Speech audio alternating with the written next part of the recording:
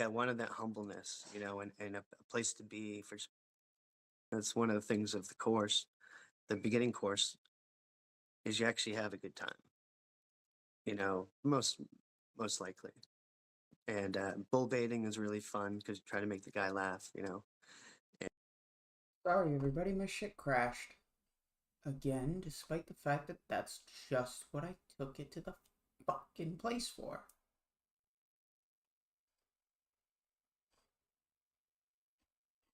So let me keep a little...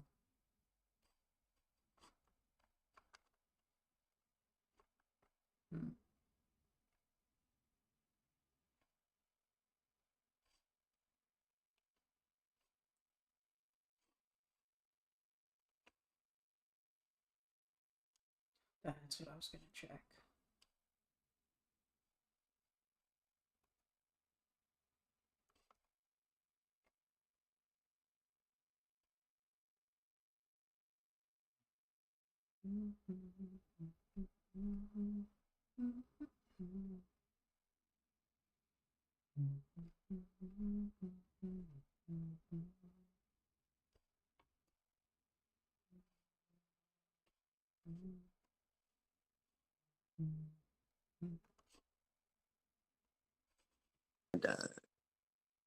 so I accepted it. And then it wasn't shortly after, and they knew I didn't have money. I was not a person of money. So it was shortly after, maybe some weeks or maybe some months, where I'm walking out of the org. I have my green trench coat on, and I'm all serious.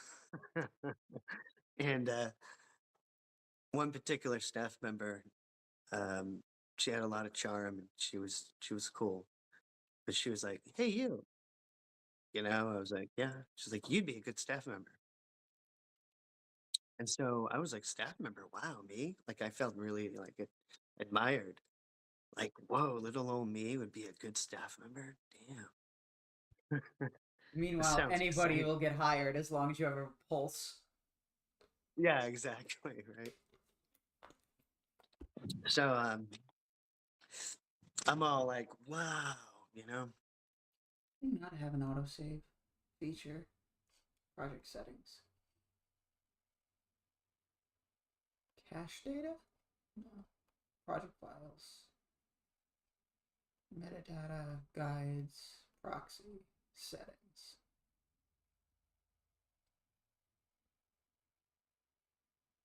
Oh, we're gonna customize this to here, here, interviews,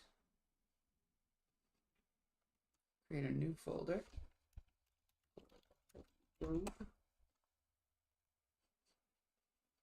select the folder, HD 1080p, 30 frames a second.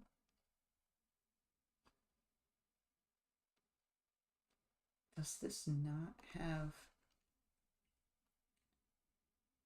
Fine, whatever.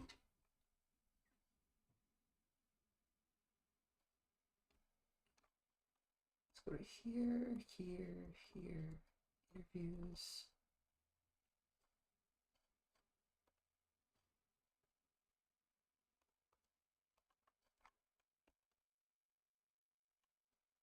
TheHolyRogue. Interview project. Save it. And here we go. And I'm thinking like, if you were chosen, like, hey, you look like a good staff member. Like, we find out later, we do that to everybody. you know, it's that you got to recruit, you got to get your stat up any way you can, you know.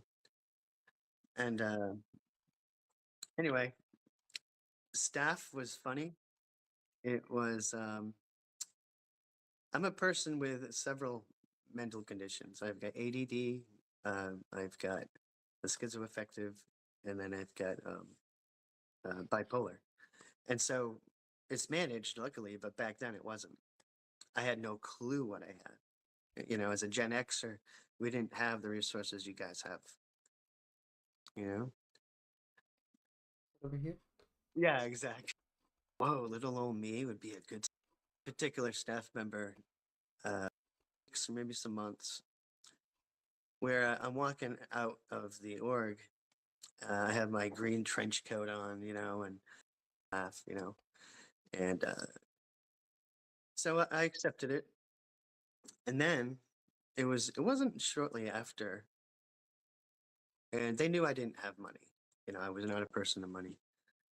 So after maybe some weeks or maybe some months, where I'm walking out of the, I have my green trench coat on, where I'm walking out. It was shortly after. Go right here. Create a guide for. Actually, go right here. Guide called joining staff. It was shortly after, maybe some weeks or maybe some months, where I'm walking out of the org. I have my green trench coat on, you know, and I'm all serious. And one particular staff member, um, she had a lot of charm and she was cool. But she was like, "Hey, you know." I was like, "Yeah." She's like, "You'd be a good staff member." And so I was like, "Staff member? Wow, me?" Like I felt really like admired. Like, whoa, little old me would be a good staff member. Damn. We're gonna cut that piece out.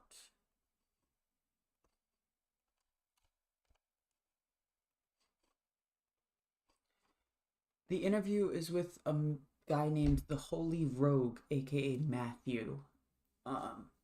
He used to work at the Boston Day org. Well, he used to work for Boston Day. So he's telling me his story about like how he joined staff and all the stuff that he went through. So hey, yes, hello Power Lies, and hello to Joe Buchanan. I hope you are both good today. And so I was like, "Staff member? Wow, me?" Doing Like I good. felt really like admired. Like, whoa, little old me would be a good staff member. Damn. That Meanwhile, sounds anybody exciting. will get hired as long as you have a pulse. Yeah, exactly. Right. So I'm all like, wow, you know?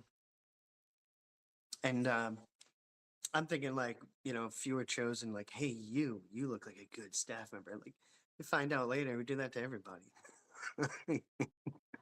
You know? It's just you got to recruit, you got to get your stat up any way you can.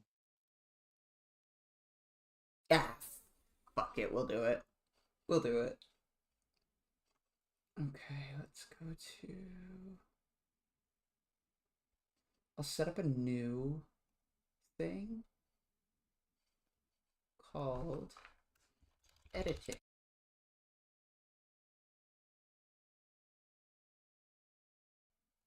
Via the snowball.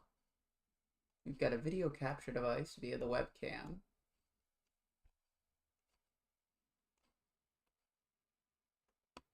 And we have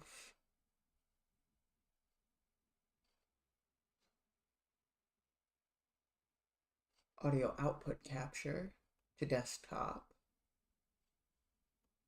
as well as window capture called Hayden Live. No, that's not what that's gonna be. It's gonna be this. Why does it look like this? Minimize. Why does it show that? I don't like this. I don't like this at all. Hold up. Let me open up Caden. Minimize that.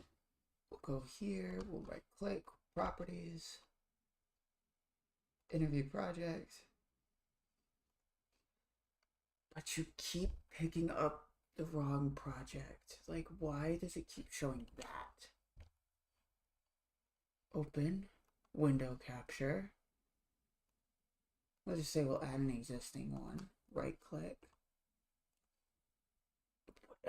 This is so stupid because it's picking up the fact that there's a separate window, but it's not picking up the actual window.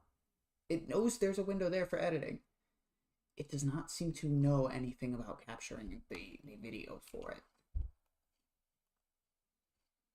So let's see if we can do something different. Display capture.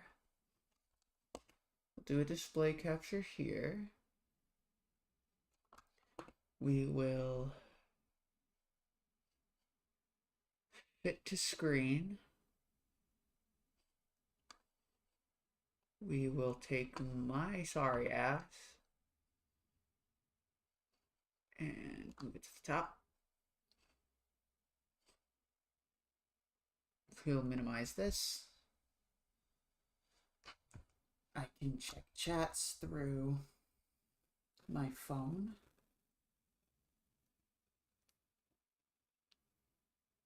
Turn the volume off.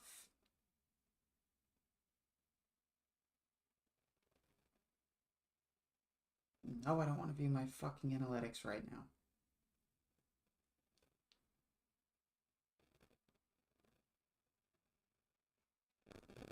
Okay, so let's see if this works. We'll see if this works. You know? And anyway, staff was funny. It was, I'm a person with several mental conditions. I've got ADD, I've got the schizoaffective, and then I've got bipolar. And so, Actually, no, I'm not going to stream this because I'm going to be doxing people due to a window that I open on another thing. So, no, I will not be showing this. I will show the audio. At that point, don't even do that. Hold on, I gotta fix this. Yeah, the only reason I'm not showing it is because at one point I open up a different window and it has some information of some close people to me. I don't want that information about who I associate with getting out.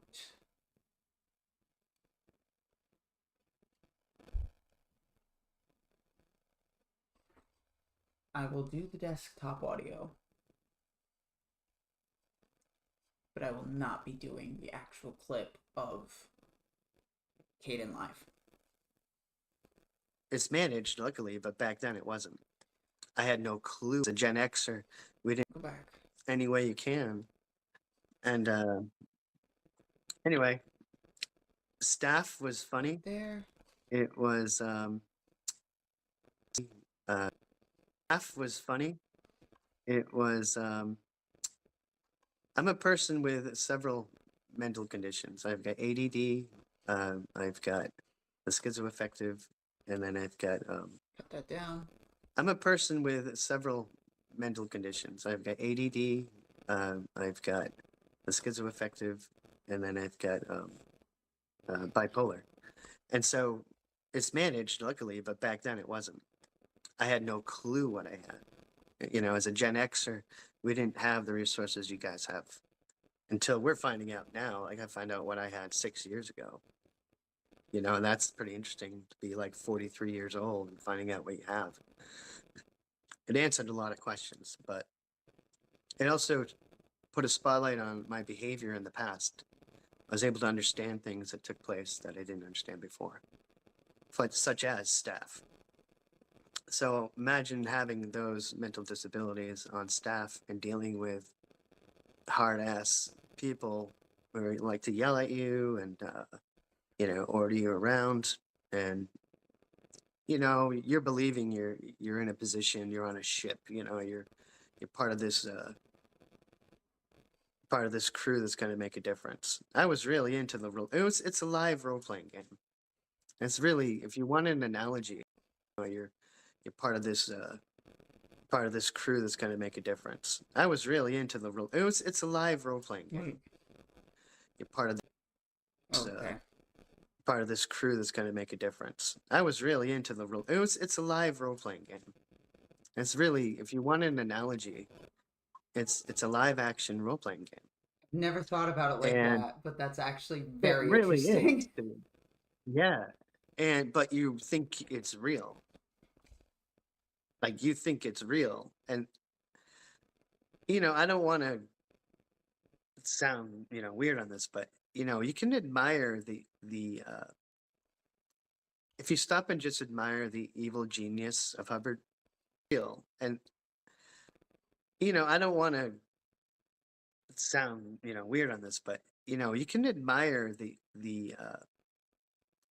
if you stop and just admire the evil Wait, genius of where does that start? Where does that end? I can click that, because click right there.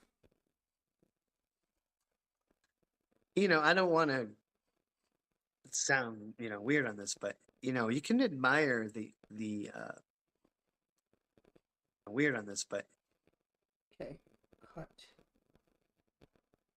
here. Scooch that over. Combine those, scooch that. and just admire the evil genius of Hubbard. Like, dude, the guy created a live action role playing game. Yep. And he's sucked in so many people. He's hurt a lot of souls. He's a black hole, nothing to admire about that. But dude, the guy created his own religion, It's fascinating just to think about.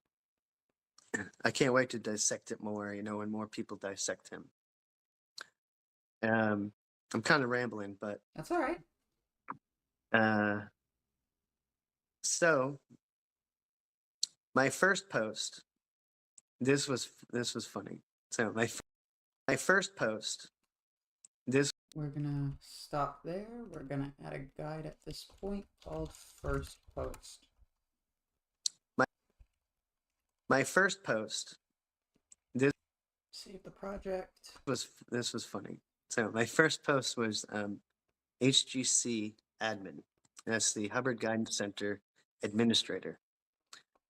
And I had to basically just kind of file papers into folders. I'd see all the PC folders. I wouldn't look in administrator. I had to basically just kind of file papers into folders. I'd see all the PC folders. I wouldn't look in them, but I'd have sheets that have to get filed, like backlog sheets in a basket, and I'd have to get the person's folder and put it in with date. So yeah, sometimes you see what's on there, sometimes you don't, And there was some weird stuff in there sometimes. I admit that. I never shared it, and I don't plan on sharing it, but it's weird. So one of my first, like my first day or second day on the post, I get my first order, like, hey, you have to find a past life PC folder, and I'm like, holy shit, this is amazing. Like, I get to find a past life folder. Like, to a new person like myself, who's all into it, spirituality and imagination, that sounds amazing. And it sounds factual, like there's some truth to it. Pause. Cut. Move.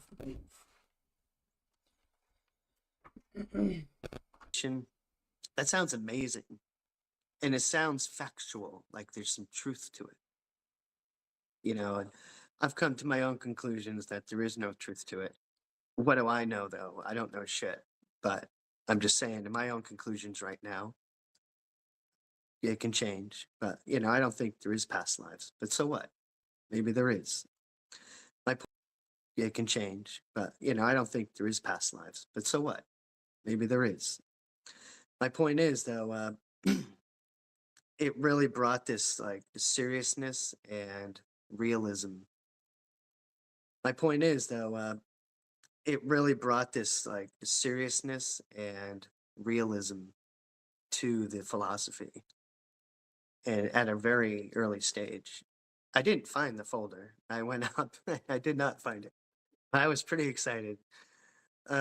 Nonetheless, I think with my disabilities and stuff, I just wasn't like disabilities and stuff. I just wasn't very good on post. Like I would drift off. I would just go want to do something else. I hated sitting still. HEC admin. Just it was a little different. I would drift off. I would just go want to do something else. I hated sitting still. HEC admin. Just it was a little difficult. You had to deal with the pre-clears, and you had to deal with getting stats up, with dealing with the HGC, which is tough, like auditing hours and stuff. But I eventually got moved to another post, which was the Purify C. That's the purification rundown in charge. Oh, what a nightmare, man. Can you explain You know, what that was you're, like? yeah, yeah. So, in any bad situation, like a bad job you're in, you can still laugh. You can laugh with your co-friends or, your coworkers.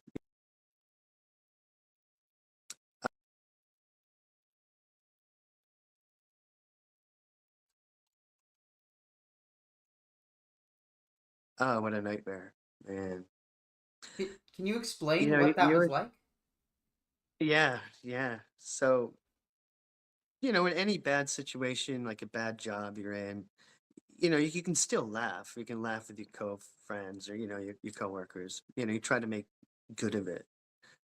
And that's what I did most of the time. I'd be in the sauna with the pre-clears, and I don't even want to use the word pre-clear. There is no such thing as clear, but um, just with the people there, I'd tell stories. We'd just chat all day, and I was a smoker and I drank coffee. I didn't smoke.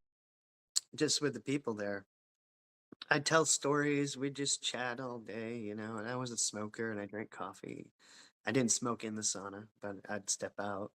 It's crazy, and we had fun. That's when I first heard Linkin Park back in '99. It was great in the sauna, and we used to blast that shit. It was awesome. So I made the best I could of it, but the environment, man, it was like rotting benches. One time it fell, and a dude fell. All right, so let's create new guide points for HGC admin. What a nightmare, man. Can you explain You know, what? No, that's Purify C. I did not find it. I was pretty Okay, go back. nation. That sounds amazing. And it sounds factual, like there's some truth to it. And I've come to my own conclusions that there is no truth to it. What do I know, though? I don't know shit. But I'm just saying, in my own conclusions right now, it can change. But, I don't think there is past lives. But so what? Wait, Maybe there gotta go is. back. You get to find a past life. Like, Okay, where? Where does HGC admin start? I admit that. I never shared it, and I don't plan on sharing it. I had to basically just kind of file Oh no, papers that's into just first folders. post. So we'll call this HGC admin. We'll call it first post. Now, where does the Purify C start? Brought this like seriousness, and I think with my disabilities and stuff, I would drift off. I would just go want to do something else. I hate getting stats up, with dealing with the HGC, which is tough, like auditing hours and stuff. But I eventually got moved to another post, which was the Purify C. Okay, we're gonna put a guide point right here called Purify C.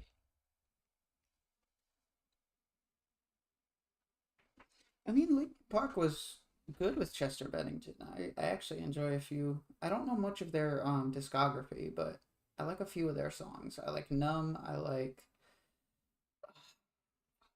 I'll know what it is when I see it. Give me a second. In the end, obviously, what I've done. Numb. And I think Somewhere I Belong too. Those are the main 4 that I know.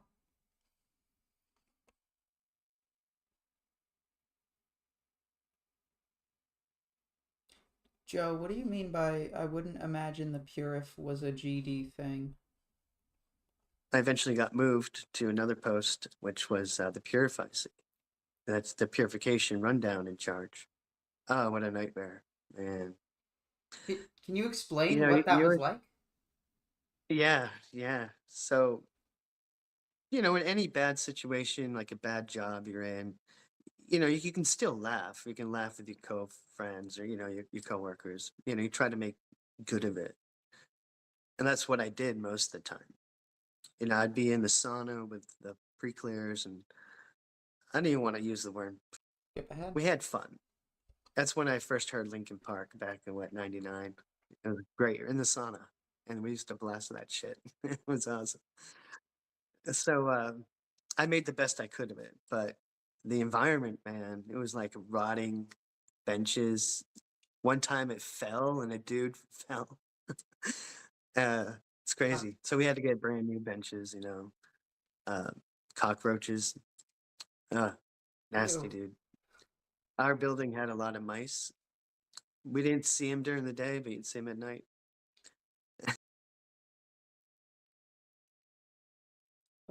Things to cut. That. We'll cut that. And we'll cut that. So no, move, cut, no, move.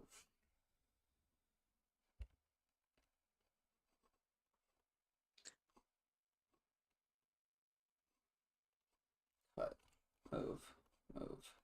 Right. But the Purify C had a lot of pressure on it too.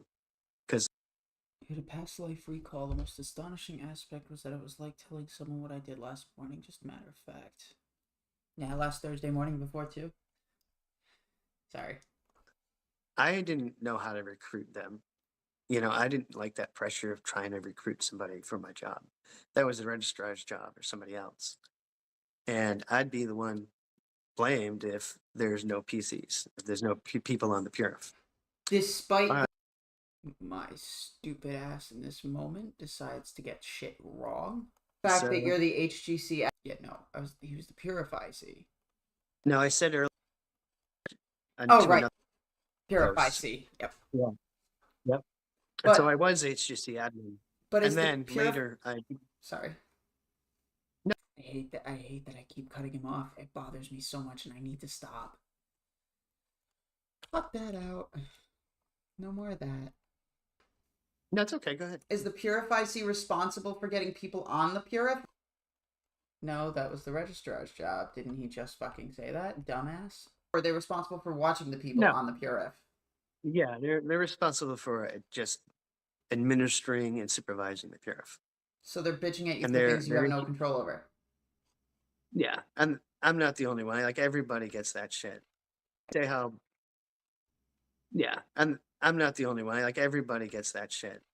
They say how beautiful policy is, but it never works with the people who use it. It never works with the people inside the org. Like, it's like this. Like, you go look at a Scientology video, and it's all like, they're all upstat, and they're all so cool and put together, robotic. But when you look behind the scenes, like inside the org, it's chaos. There's a lot of upset. There's a lot of yeah. So when I was the Purify C, I was a lot of upset. Me. Behind the scenes, like inside the org, it's chaos. There's a lot of upset. Okay, so we're gonna cut that out. We're gonna shorten this time span. Maybe? It's about a second. Yeah, so when I was the Purify C, I was a lot of upset. I would be pissed off. I would just be unhappy, really unhappy. And that was traumatic. I have more study to do of trauma, but I can ask some ignorant questions. I don't know if you know anything about it. regarding trauma, yeah, there's emotional. Asks me if I know anything about it. I know I don't make it public, but I definitely do from firsthand experience. But I can ask some ignorant questions. I don't know if you know anything about it. Regarding trauma, yeah, there's emotional trauma. It doesn't have to be physical. So I was stuck there in that post to have to work 7 days a week at one point. And it lasted for quite a while. And I felt change. Like I couldn't have a life. I actually broke down while driving in my car, like just crying and screaming because I had to go back. Cut that, move that, cut this, move that. Why did we shut that off? We're not disabling that volume keyframe. Go there. Cut. Where? Where was I just gonna fucking cut? Routing. I was decent at that. I had my ups and downs, and selling books when that started kicking off. Cut. And then when I got a Purify, Pause. Remove. Remove. Move. Check the time span. Okay, so we're gonna cut that in half. started kicking off. And then when I got a Purify, PC, then there we go. But started kicking off. And then when I got a Purify, PC, then there we go. But yeah, there's layers to that story. I'm just There. Move there. There's one thing that people don't know that I do want to mention. This was just hello, Joe Ducepo. Welcome to the stream. We are looking at I am currently editing an interview I did yesterday morning with a man named Matthew. He's a former staff member at the Boston Day org, and he's telling me about his experiences. So that's what this is about. This is an interview.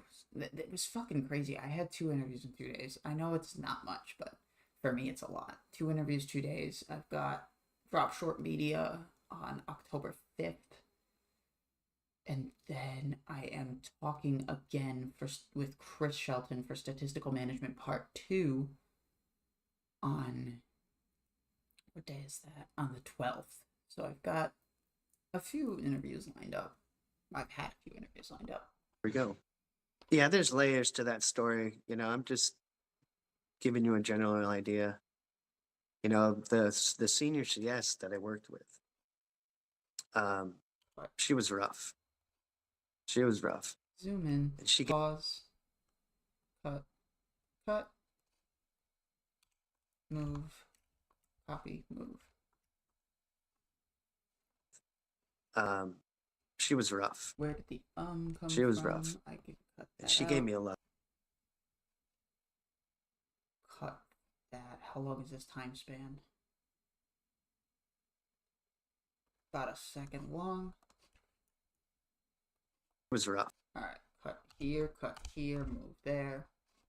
She was rough. And she gave me a lot of trauma. She gave a lot of people trauma. There was, oh yeah, like I was saying, there was a time where I was at my old job, and this is when I first, truly realized how much the trauma affected me. I'm at my old job, and the person who previously I dealt with was my former stepmother. Huge bitch.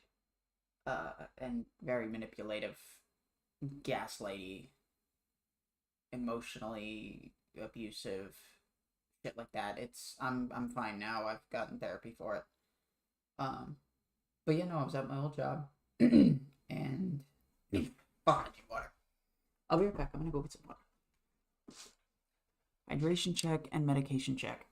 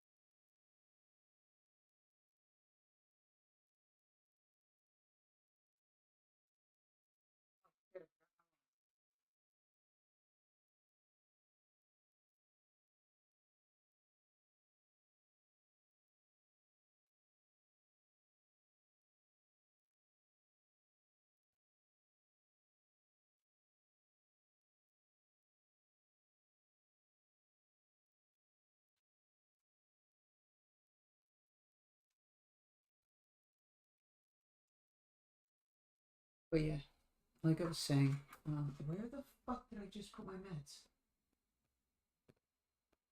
I just had them, son of a bitch.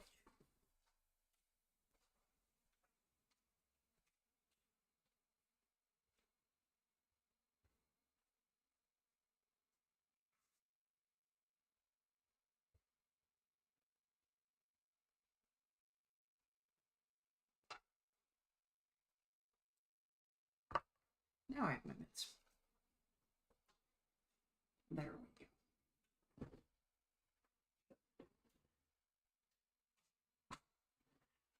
we go. A lot of people's trauma because she had in the reality that I was living in, she had the authority over all of the case files and all the people.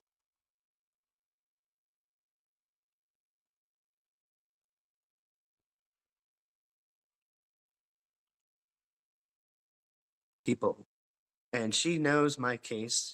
She had I got very little auditing, uh, just mainly used for slave labor. Um, and that that woman who's still at the Boston org, um, she's probably in her 70s now. Um, I did see her with the Boston Cubs 16, his videos, who's still at the Boston org. She's probably in her 70s now. I did see her with the Boston 16, his videos. Boston Cubs 16. Do you know who he is? No, Chicago Cubs. Chicago Cubs. Let me 16, look that up, actually. Yeah, he's a live streamer. He live streams Boston org. Chicago Cubs 16? Oh, Cubs champions. Cubs champions 16. Cubs champions. Cubs champions. 16. I did see her with the Boston Cubs 16, his videos. Boston Cubs 16. Do you know who he is? No, Chicago Cubs. Chicago Cubs. Let me 16, look that up, actually. Yeah, he's a live streamer. He live streams Boston org. Chicago Cubs 16? Oh, Cubs champions. Cubs champions 16. Cubs champions, Cubs champions. 16. Found him. Yep. Yeah, he's cool. He's been doing daily. It looks like daily live streams in Boston. I gotta go up there It's then. pretty- I'd love yeah, to meet up with him. Pretty awesome. You know what? Give me a minute, because now I'm going to go to Cubs Champions 16. Let's go here, view email. I'm gonna submit him a little email.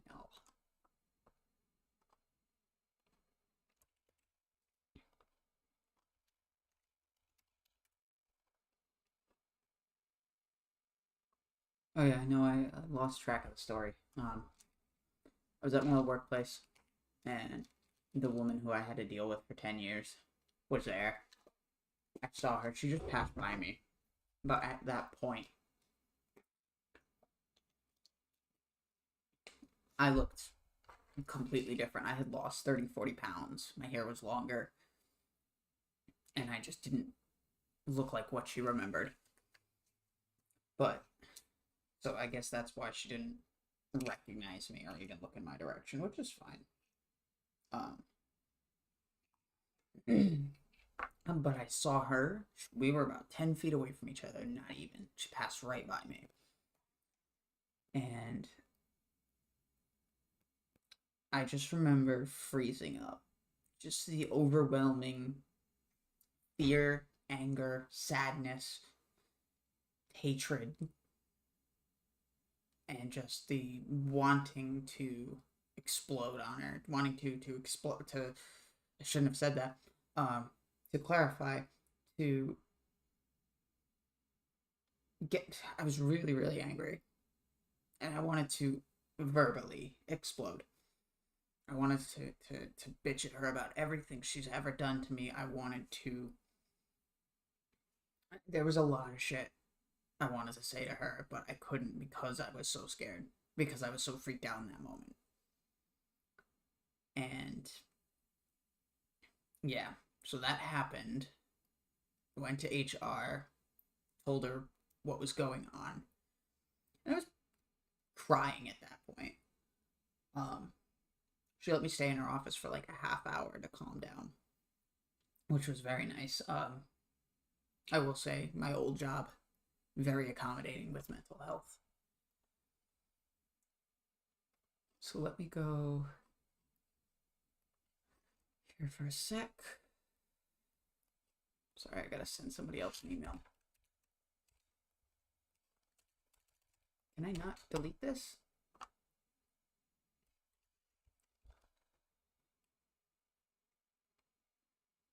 There we go.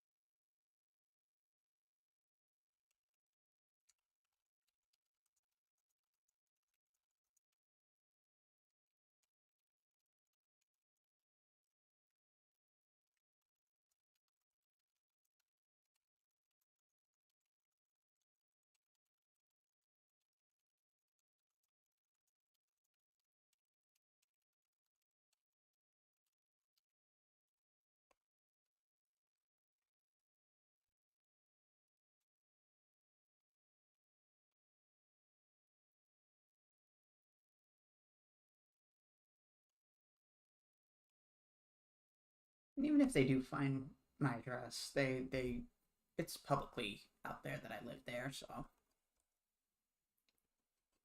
I'm not gonna be surprised if something happens. Yep. Yeah, he's cool. He's been doing daily. It looks like daily live streams in Boston. I gotta go up there It's then. pretty, I'd love to meet up with them. pretty awesome. Yeah. Right, that's what I was doing. I was sending a message to Cubs champions. Cubs champion.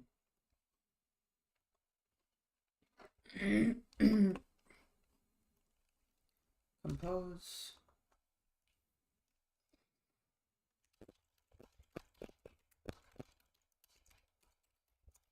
Write all this shit.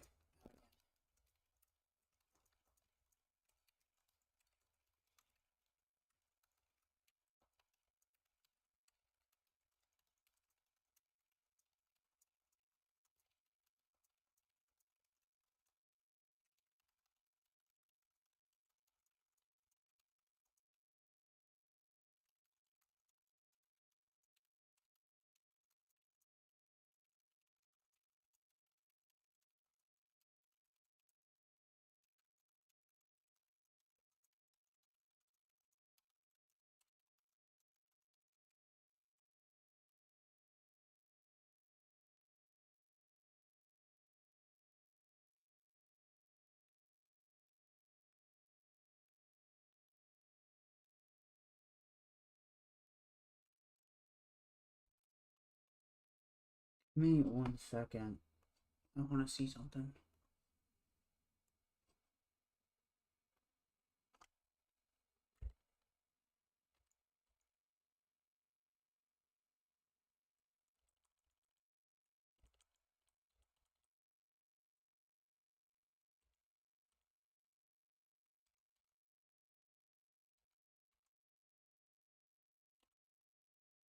Sorry, just give me a minute. Hello to Scientology up north.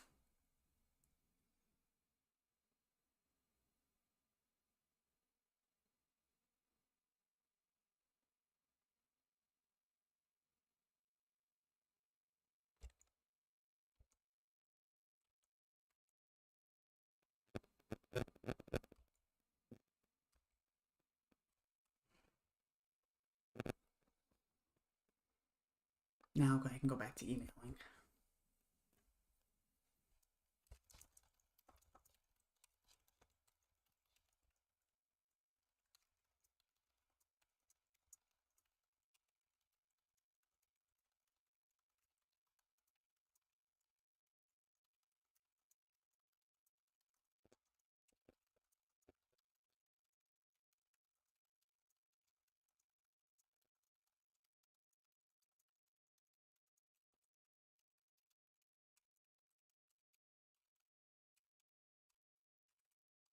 And then send him the link to the channel.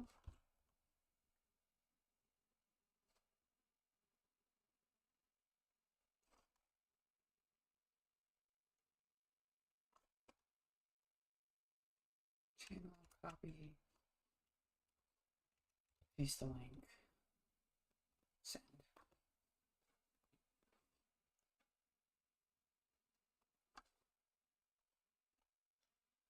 Okay, now we're good to continue. It's pretty awesome. He's getting, I'm seeing all these people I've worked with. And it's amazing to see after 13 years. Like, they're worse, way worse than they've ever been. And they have their top dogs. Like, they have their heavy hitters. I'm like, you know, they're worse than they ever been. And they're being dragged in the mud. They're being dragged through it by David Miscavige. That's the only person they fear.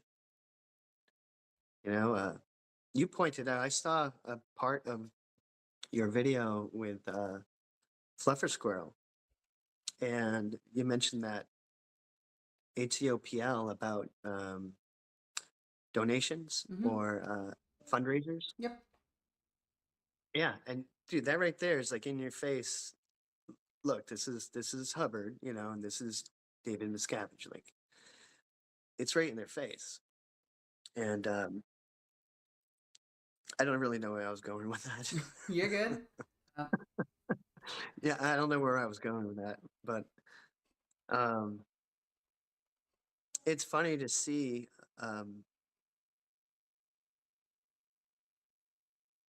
It's sad, really, to see how these people.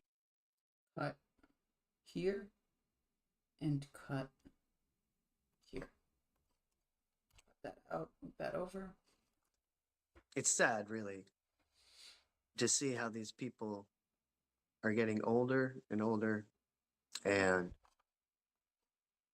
they think it's for the greatest good. You know, they're in that belief, just like Lawrence Wright said in his title, "The Prison of Belief," and it is. But yeah, hey, you ask any questions because I ramble, so you can ask anything you want. So when in each time did you join staff, and what kind of contract did you sign? We're gonna say, I'm gonna go here, and we're gonna call this different staff periods. So when in each time did you join staff, and what kind of contract did you sign? Was it 2.5 or 5 years? Sure. Yeah, that was another traumatic shit. But there, move that. I first joined at 2.5. How long is this gap here? Cut it in half. Move it. Yeah, that was another traumatic shit. So I first joined at 2.5, and I only lasted a year because it was like, what? You're making peanuts. You're making $20 a week, maybe $20 a week, maybe less, probably less. I made $5 a week. I made worse. Yeah, no, it's insane. Did you And then supplement your income in any way, or was it all just church? And if so, how did you live off that? No, I had to have a second job. Had to, yeah. So I'd work in like restaurants or coffee houses and stuff. See, I was in my 20s living in Boston, so it was a cool experience in that way. Like I said, like you make the best out of what you have. And so I had fun living in a Boston culture in the 90s. It was really cool. And in the early 2000s. And so I don't know, it didn't bother me so much, I guess. And I believed in what I was doing at times, most of the time, even though I was failing at it. And so, yeah.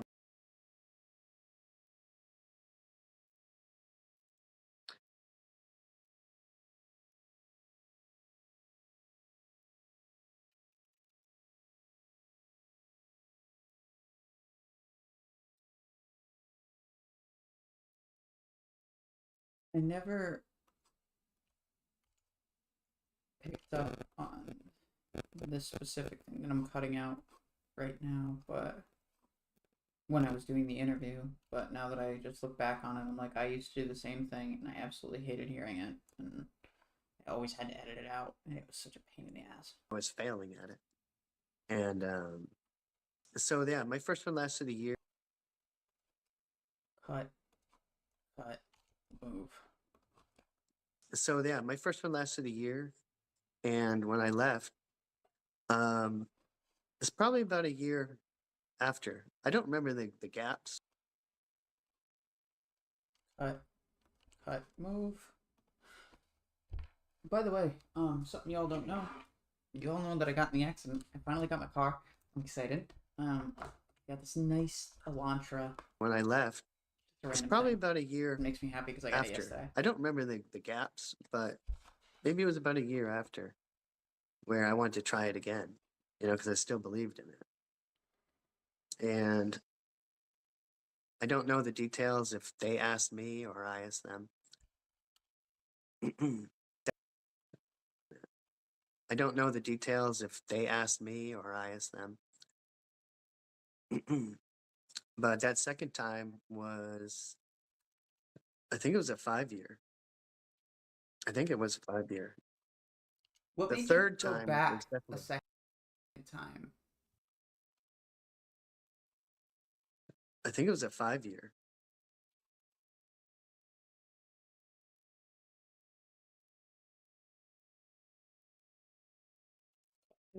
I think it was 5 years. What The made third you go time back was a definitely second time?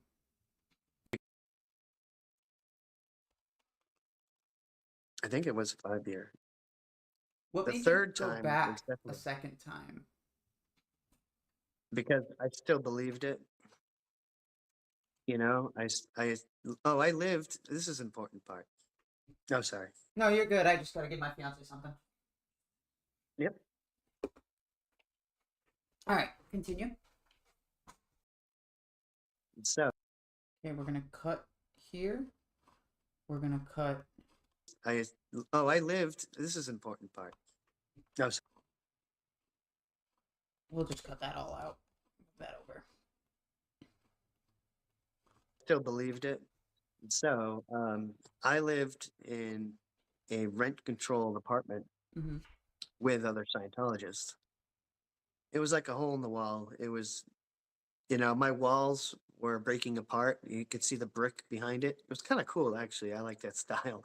But people would say it's pretty run down, But it was run down. Do I enjoy editing? I mean, I like it, but it's the fact that it takes The fact that I can't just edit it while the video is playing. I have to pause it, go back, make sure I cut out the right amount. It's the amount of work that goes into editing that's a pain. I like it, but it's just chipping away little bits at a time, and until you finally finish the project. I'm gonna save this. And I lived with 4 other people. Some of them were high levels in Scientology, like clears, and I don't know if Cut here. Cut here. Delete that, move that. no, none of them were OT, but I thought clear was a pretty high Son of a bitch. thing at the time. And after staff, I still lived there, and I could pay rent much easier, so it didn't give the other staff members any problems. So I got to stay there, which was cool at the time. And I would always be interacting with them, so they probably played a part in it too. Mm-hmm. Yeah. But that third time, this one was tough. This one was memorable. Cut. Move. No. You stupid fuck. Oh, that's where that gap is. Go back. Move this to there. Scooch this over. Scooch. Scooch. Wait, But what? a part in it too. What I deleted? Yeah. Delete. This one was tough. But that third time, this one was tough. This one was memorable. But here. And this has to do with the Manics. And I had my executive director.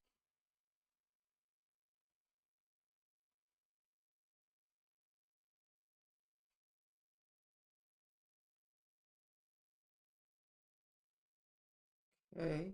Cut there. So we don't want that. We don't want that. We want that. And we want this. And this has to do with the Manics. I had my executive director. He had a lot of control over me. I have PTSD with him, like with my executive director. He had a lot of control over me. I've edited a few full interviews and it sucks. It's not. Oh, sorry. I shouldn't say it sucks. It's interesting to hear back the information again when you're not actively trying to process it. Sometimes you can get little insights from it. PTSD with him, like with if I hear a voice that sounds like him, I might get angry or just like resilient, but not to a hardcore level, but just a hint of it, and would you call that PTSD? Yes, I would. Just like resilient, not to a hardcore level, but just a hint of it, and would you call that PTSD? Yeah, I'd call that PTSD. I don't. Yeah, and other voices too, like maybe 2 or 3, and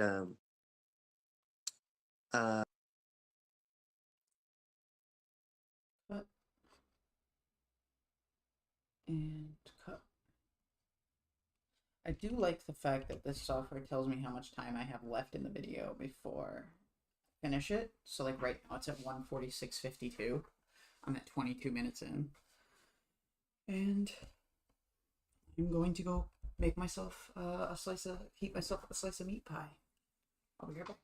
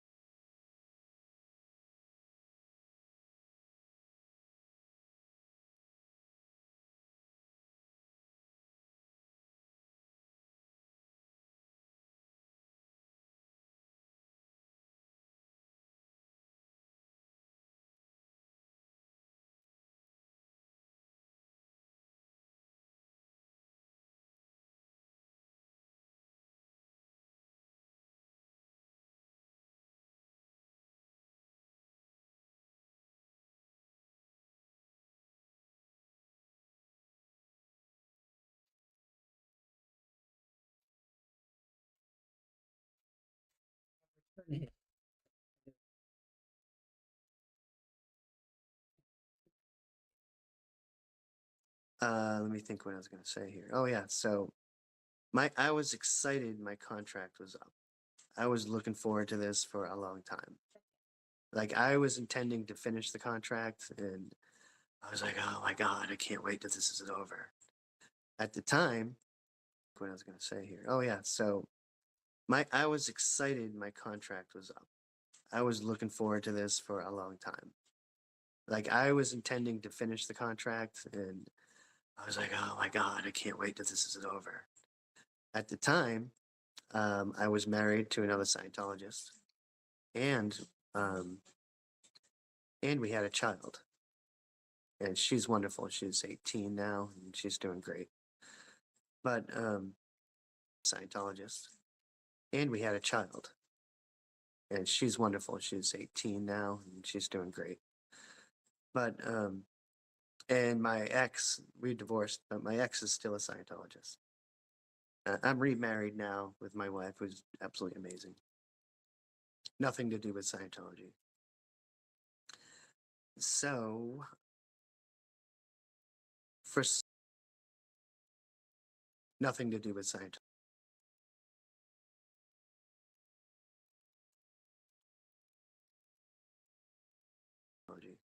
For for some way, he got me in a hard recruit. He recruited me to re-sign my contract, and he used hard sell, and he got into my head, and I got manic with it. Like I got very serious and intense with it, like the purpose. Mm-hmm. And I signed a 5 year when me and my ex were like, "Hey, when you're done, let's get some work. Let's start the family. Let's break away from staff. Yeah. So I go home that night. It's like midnight because I was working all day, and I told her, and dude, it's like she just went white. Like just like what? Like how could you do that? And I'm like, why do you have so much counter intention? She was the Oh problem. no. So horrible, man. So horrible. But that's what they do, man. Because that's what the recruiter did. That's what the ED did with me. Um, I think I even mentioned it to him, and he's like, she's got so much CI, like that's ethics right there. She didn't go to ethics for it, I don't think, but control ethics right there. She didn't go to ethics for it, I don't think, but that's how much control they have,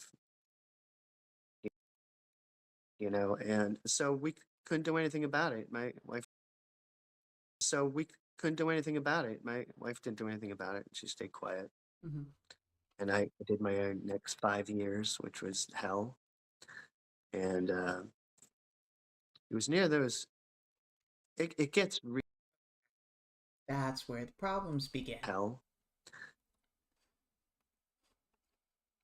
Hell. Okay, we're gonna cut. We're going to de-join the video and audio.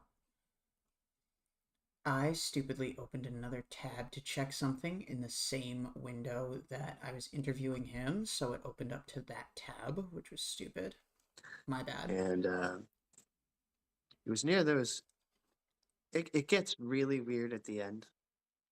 How I left Scientology, Mm-hmm. and it almost needs its own video. But I'll say it briefly.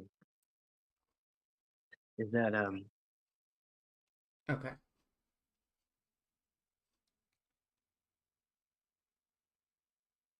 Where did the video officially pick back up?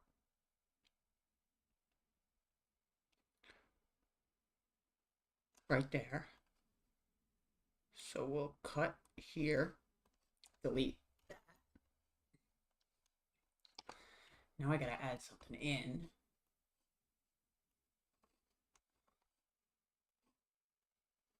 Add in a title clip.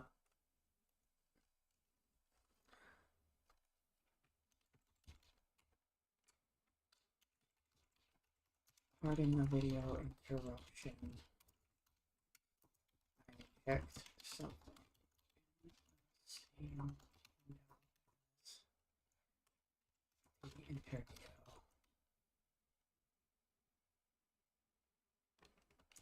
And private personal information is involved.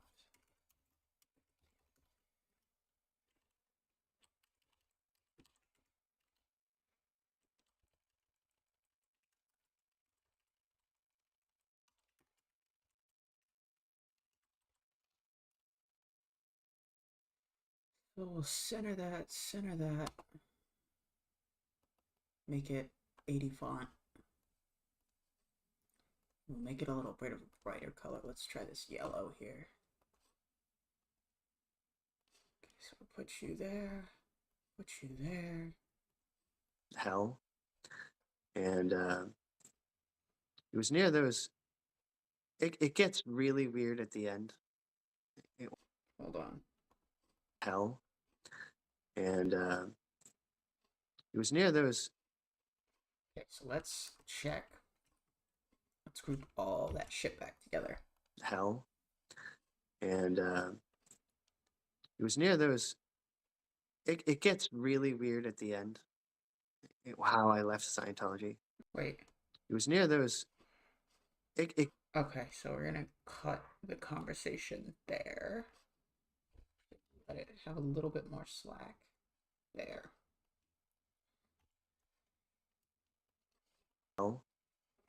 It gets really weird at the end. How I left Scientology.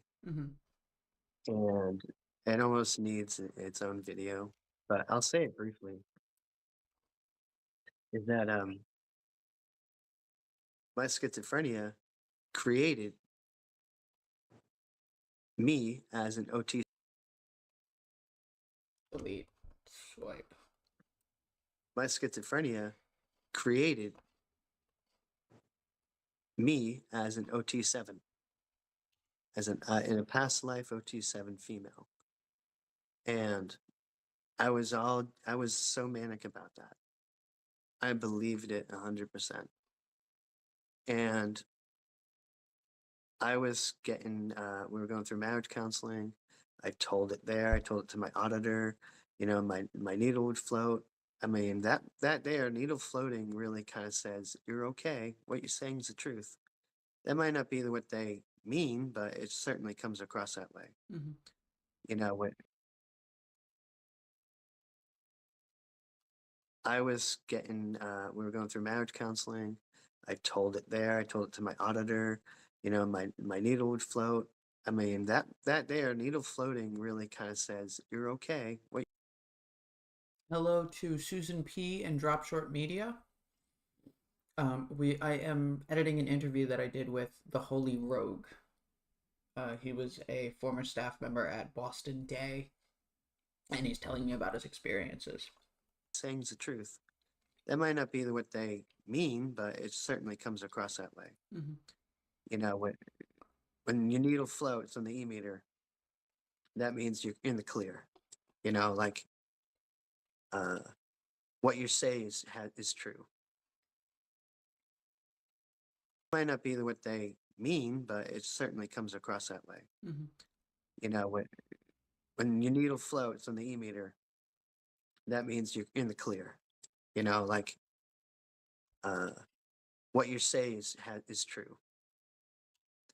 So at least that's how I interpreted it. And so when I say these things, this is a really important.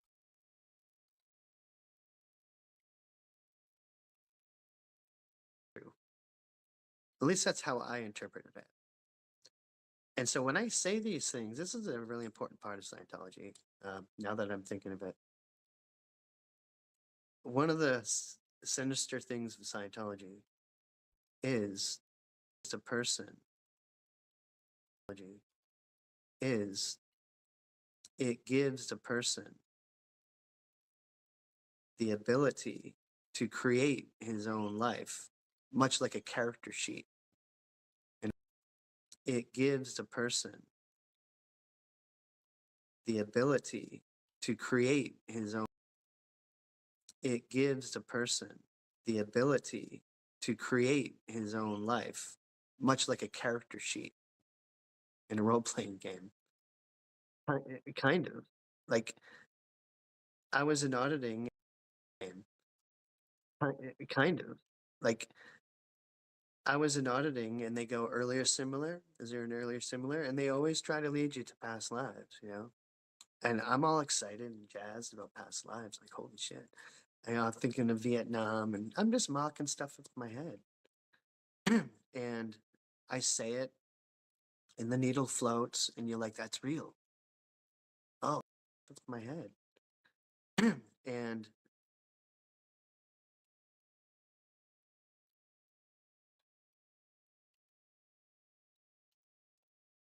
Vietnam and I'm just mocking stuff with my head. I say it and the needle floats and you're like, that's real. Oh, yeah, wow. And then I tell him like, oh, I was a past life clear. Wow. Oh, I was a past life OT and needle floats, you know, and you just, they can lead you to believe how great you are with illusion, with delusion. Mm-hmm. And they're masters of that with that e-meter. And they give you that confidence of, we can read your soul with this instrument. We're trained to read your soul. And we can tell that traumatic incident you had 1,000 million years ago because this reads it. It's not, you know, Yeah. it's bullshit.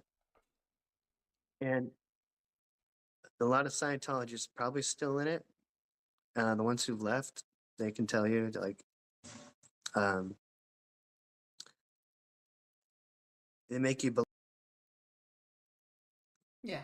It's bullshit. And a lot of Scientologists probably still in it. The ones who've left, they can tell you like, they can tell you like,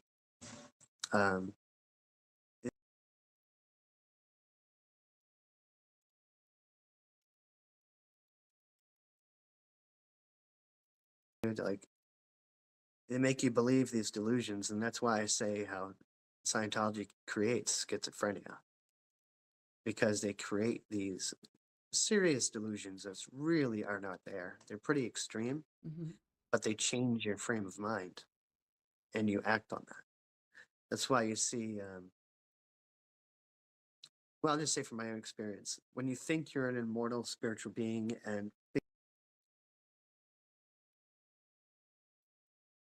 they change your frame of mind. Well, I'll just say from my own experience, when you think you're an immortal spiritual being and big deal, you die, next life, you know, they make it so casual.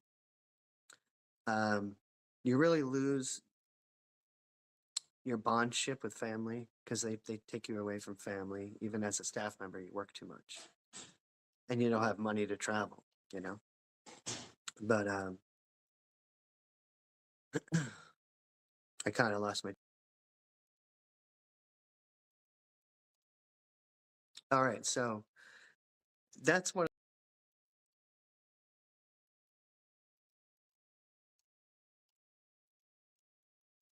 level, you know?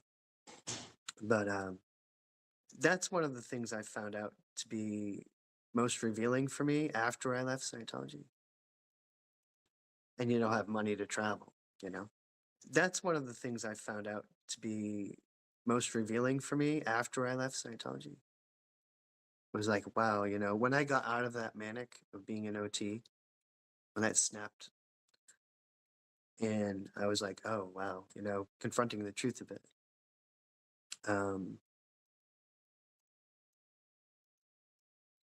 The truth of it. I realized, man, I was upset. I was like, wow, they can convince anybody of what they are. And here's the other part, not just the e-meter, their own auditor's code says you can't interpret for the pre-clear. Yep. So if I say to you, like we're in auditing session, I say to you, hey, you know, I remember in the galactic days, 10,000 years ago, whatever, 10 million years ago, I shot up a family inside their house. Some weird shit. But trust me, there's weirder stuff. And they'll say, okay, thank you. they can't tell you, hey, that's kind of weird. You know what I'm saying? Yeah, they can't Like, invalidate. no, they can't invalidate. Yeah.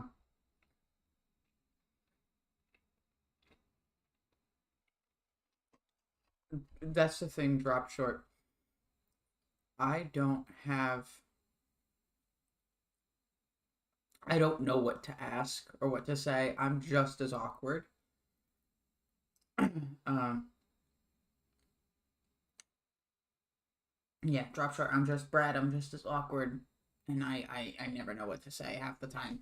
If you've looked at my any of the paint and ponders I did with Fluffer Squirrel, sometimes there's moments of silence, and that's fine with me. It doesn't bother me whatsoever. Uh, I'll try to figure out some stuff to say. I'm just not quite sure, so I gotta figure it out myself. That's Where was that? and they'll say, okay, thank you. They can't tell you, hey, that's kind of weird. You know what I'm saying? Yeah, they can't Like, invalidate. no, they can't invalidate. That's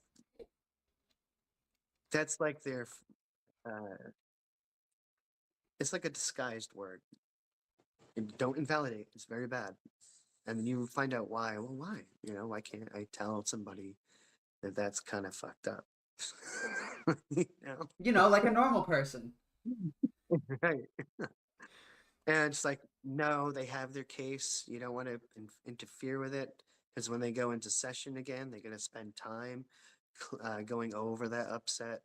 And the person who invalidates will go to ethics. It's a mess.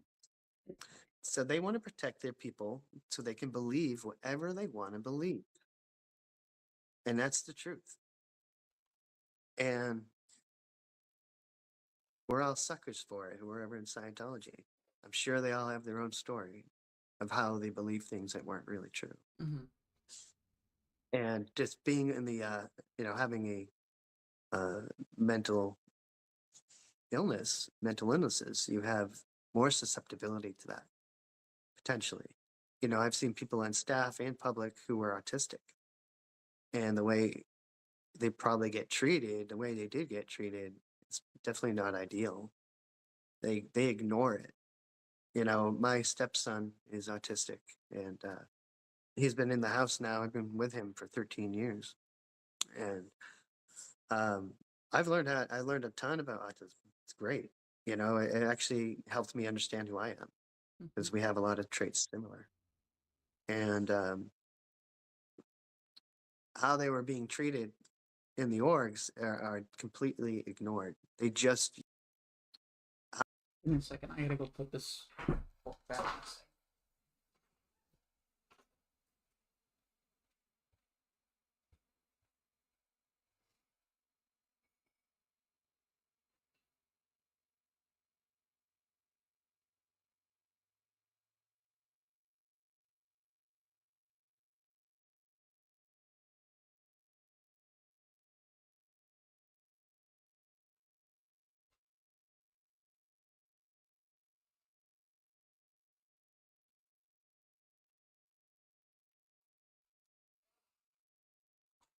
Okay.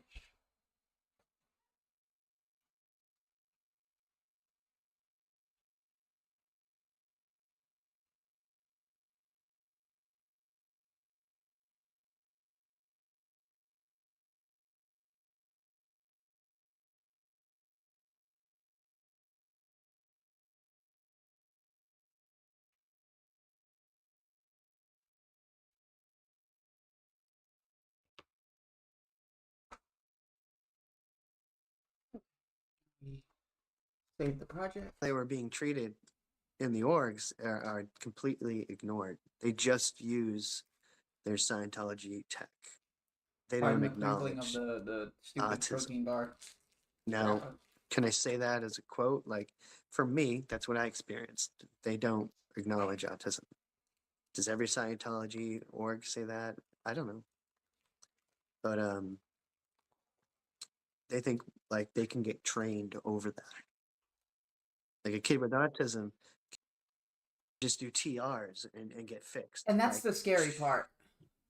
yeah, yeah, it is scary, and that's the right word because that's a whole category that's eventually going to erupt. Is the mental health damage, Mm-hmm. the mental health neglect, and I have to face it. You know, it was under my own will. I was an adult. You know, I made those choices, but uh, you know, they can cover their ass that way. You know, but the fact is, like they are what they are. They did what they did. Yeah. If that makes sense. Yeah. So, um, I thought I was this past life OT, right? Mm-hmm. And this is a pretty painful. I thought I was this past life OT, right? Mm-hmm. And this is a pretty painful part of my life. I've been through it, you know, but I won't go too into detail, but I'll say the brief is I divorced my wife because of that. I said, hey, I'm an OT, a past life, I'm a female, and I can't be doing this anymore. Like I felt I had to break off and go and be a Scientologist somewhere or be an OT7 somewhere who woke up. Mm-hmm. Like it's pretty freaking manic, but they didn't say anything.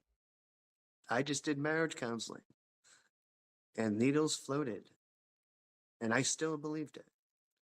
You know what I mean? Yeah, It's really messed up. it is. Really messed up. And it leads a person down a crazy spiral. And I can attest to that. And, but here's the fun part because of that manic episode, I got out of my house. I got out of Scientology's uh, vicinity, you know, Mm-hmm. and I was detached from Scientology. Oh, that's good. And, you know, yeah, with the good graces of my parents, and I was at their house and I get to start over. And being separated was a big deal for me. Maybe anybody who's thinking about leaving or having a hard time, just see if you can separate this, you know, distance. And I was still in communication here and there. You know, I was still a Scientologist in my head, but I didn't want to be. Like I started, that manic broke. Like that manic just faded away Mm-hmm. when I was here. And it's funny how I'm still learning about myself, but when these manic stopped for me, Mm-hmm. when I was here, it's funny how I'm still learning about myself, but when these manic stop for me, it kind of goes, oh yeah, and it just goes back to normal. Like there's no like. Sometimes it just does that, and so for this instance, it did. And so I got reoriented, and I. Sometimes it just does that, and so for this instance, it did. And so I got reoriented, and I knew I didn't want to go back. I was the hardest thing I ever had to do. I left my 5-year-old daughter with my ex-wife, and hardest thing I ever had to do. And I have to say the truth, though, it was the best thing I did in that situation. To be honest, you know, my communication with my daughter, who's now 18, is fine. She's going to college. It's great, and my new wife is wonderful. My new daughter, who is now 7, it's awesome. Oh, 8, sorry. And it was the best. It was the best thing I had to do, even though it was so difficult to do. And I think that's what's happening with the other Scientologists who want to leave, who actually want to be out. Is you got to go through that swamp. You got to go. You might have to confront like that hard, that hard thing. Like if when you have to tell a person, you know, I want a divorce. You know, like that's super difficult to do. It's the same thing when you want to leave Scientology. It's going to be difficult, maybe, you know. And Just get your facts. I don't remember exactly what my point was going to be, but uh, It's all right. yeah, just get your facts. I don't. It's going to be hard.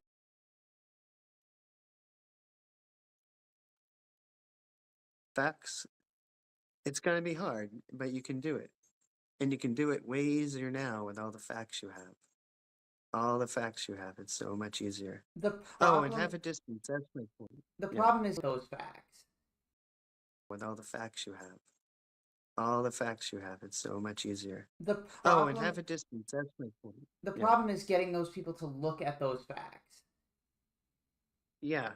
Yeah. Well, I know what it's like to have doubt on staff, and it's more common than you think. You doubt on staff is like staff is not fun in general because of the pressure. It could be fun. I had a lot of cool people there. I missed a lot of people. I'd say maybe just a few people I really miss. And I'm not in contact with them now. Maybe eventually. But Is there anything you feel could plant those seeds of doubt in those people?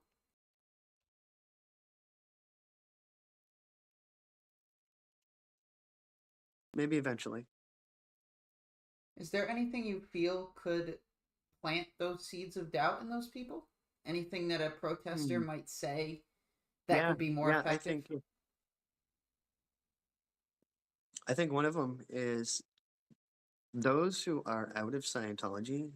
I think Might say one of them is those who are out of Scientology. I think especially ex-staff. But no matter what, I'm not even saying ex-Sea Org, but I'm saying ex-Class 5 staff. I think there should be more of them speaking out, you know, and giving their experiences what it's like to be on that ground level of a Class 5 org. And that's going to influence these staff members. Because if a staff member who's still in the Boston org sees my video, and I did one for JJ, I did a video for a staff member who I used to work with. I just said, take your life back, But if he sees that, it's going to do something. Even if it's going to do something. And the least it will do is give him a problem in his head because when he goes in session, that's going to come out. mm-hmm. All these protesting things that these PCs or even staff look at, they're fearful because it's going to come out on the e-meter. And that e-meter works in that way. It is a lie detector in a way, but it certainly doesn't read your soul. And I think that's a very effective thing to do. I think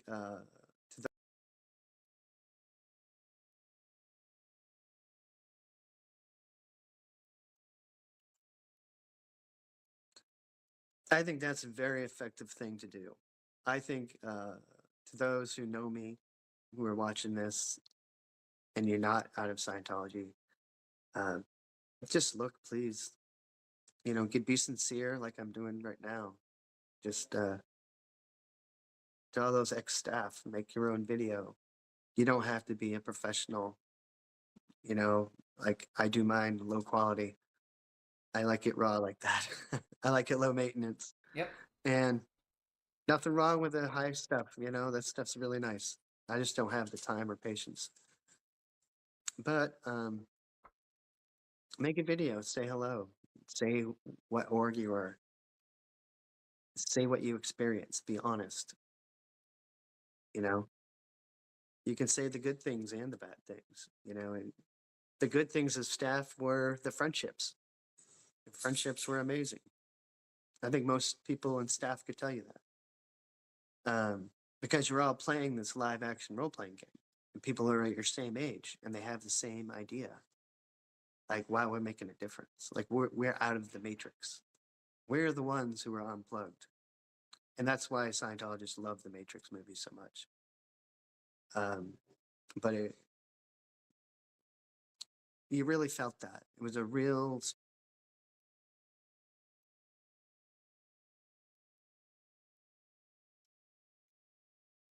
so much. You really felt that. It was a real strong delusion. And it gave you this false sense of superiority, you know? You would look down on people all the time, and it was regular. I'm not insulting you, but I'd call you a wog. Would say, Yeah. you're a wog. And I apologize if that offends anybody, but I just want to be honest. And we'd laugh about it and make jokes about people not understanding the reality of life. And it's all bullshit, you know? Mm-hmm. Oh, they don't know they're an immortal spiritual being. Oh, they don't know about clear. They don't know about OT, They never will. We'd mock them all the time. It was bad. It was bad. They never will. We'd mock them all the time. It was bad.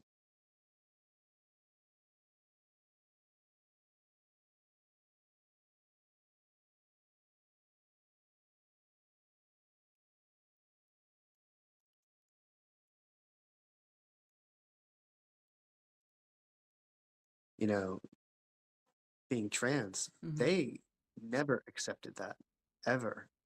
And if they're trying to, it's gross. Being trans, Mm-hmm. they never accepted that ever. And if they're trying to, it's gross.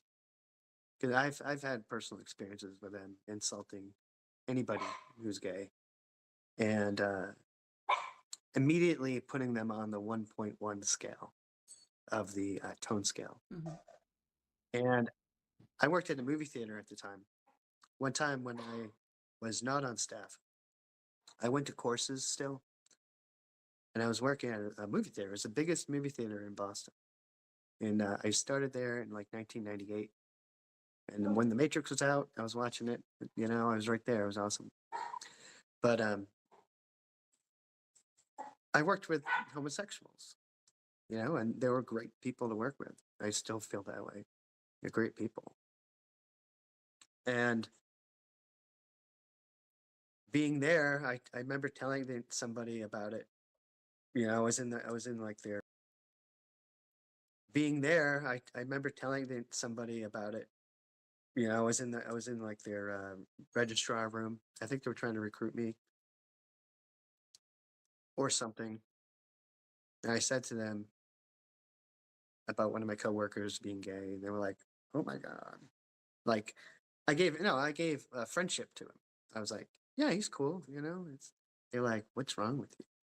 Like, you gotta get your knowledge. That's not safe. That's not safe." So fucked up. You know, and I'm fortunate it did not give me any homophobia. It didn't implant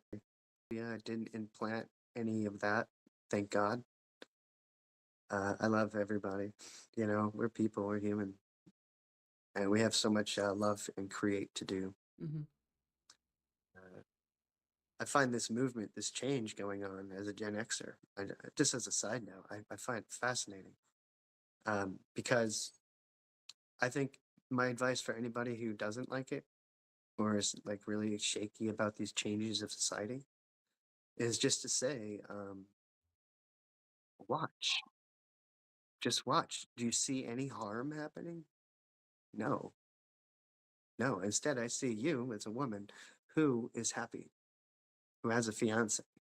You're being yourself, Yeah. and it's awesome. Thank you. And this change of society is very new to us. It's awesome. Thank you. And this change of society is very new to us. Very new to centuries. Very new as far as America, and other places to have what's going on now, and I love it. I think I just wanted to say that. Well, thank you. But you would see a prejudice, you definitely see a prejudice on Scientology's side. They do not like that. Yep. Even though they say they do, it's out tech. That's the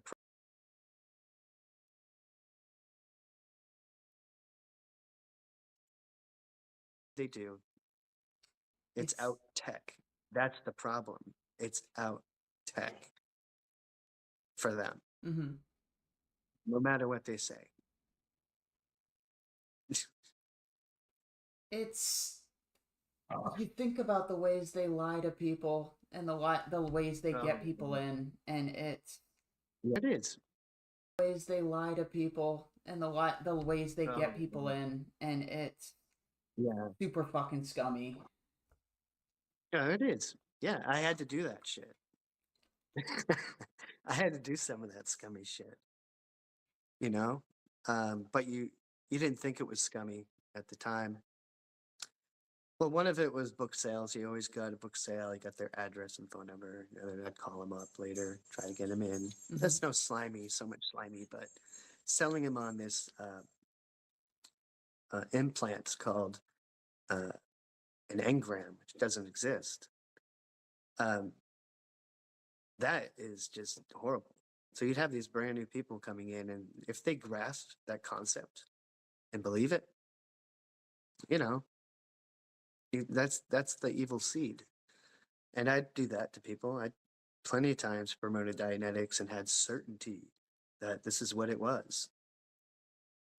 This is what it was. Even though I got no auditing, even though I saw people who were clear, who were fucked up, even though I saw OTs who were fucked up, you know, you didn't question it because the answer I always got in my mind or from maybe others when you saw some people who should be acting better than they are or in some way, be it an OT or clear, is always like, well, there's something on their track.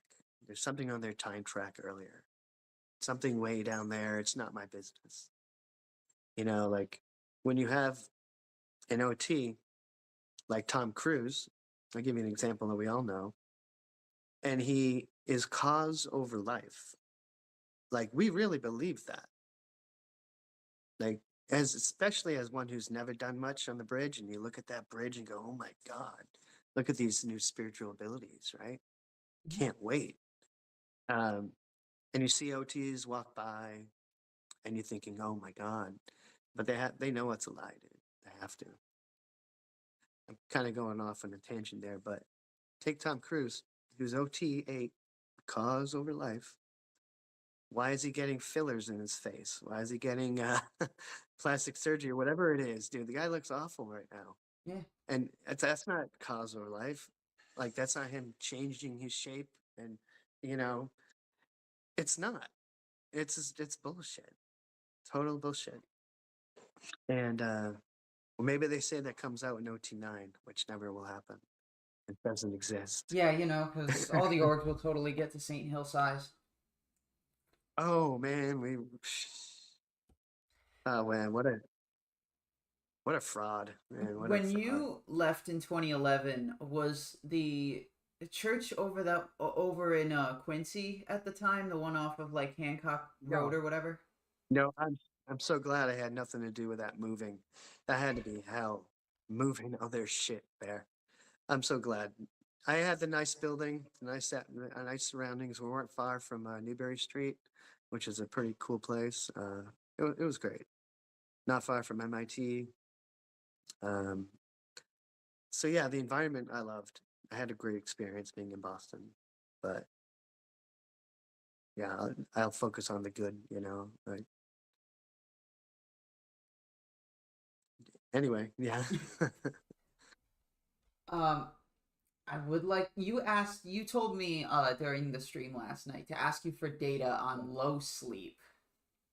Oh What yeah, you yeah, on got? sleep, right? Well, my biggest one was doing security. Wait, I'm missing something.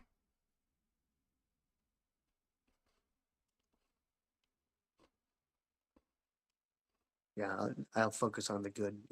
Like, Cut here, cut here, cut here, and here. like anyway, yeah. Um, you told me during the stream last night to ask you for data on low sleep. Oh, What yeah, you yeah, on got? sleep, right? Well, my biggest my biggest one was doing security shifts. So let's say you work, I forgot what roll call was, but say it's 8 o'clock. So you work from 8 to 6, and then they expect you to study for 2.5 hours after that. Nobody studied. They're like, well, we're tired. We want some life. Some people did because they were forced to.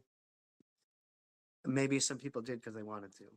They can't exclude them, but a lot of people didn't want to, including myself. And if you after course or in the nighttime, um, on the weekend, it was like because I was I was on day. It was like I think it was for Friday, Saturday, and Sunday. We had to do security shifts. Mm-hmm. So imagine you do your post with all that stress. You just want to go home, man, and chill, unwind, but you can't. Because if you didn't go to class, if you didn't go to course, and you went home, maybe you chilled for a couple hours, but you got to come back and do a security shift.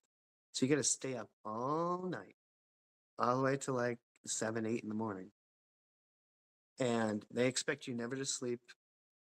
You know, you I would be exhausted, if I didn't get into my manic or some good stuff like Magic the Gathering or comic books, Mm-hmm. or but a lot of times we'd sleep. And then we'd be in auditing or something and they'd get found out and you get in trouble. It was bullshit. That's how you have to sleep. And they did try to fix it. They put two people on at the same time so we could take shifts, but it didn't always work. And we'd still get in trouble. Um, And then they started paying us, I think it was like $40 a shift, which was better, but it didn't handle our problem of trying to get some life. We still had to work a second job. Mm-hmm. Um, but there were times when after the security shift, you'd be asked to be on post.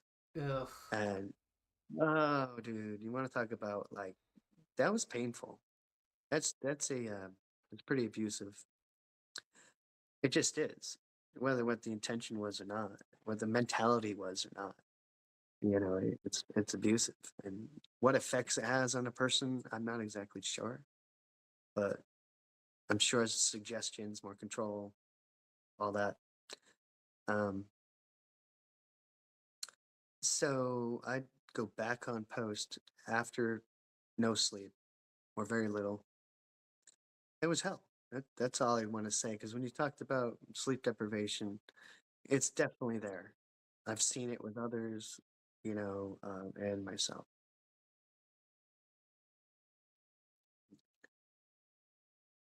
Yeah.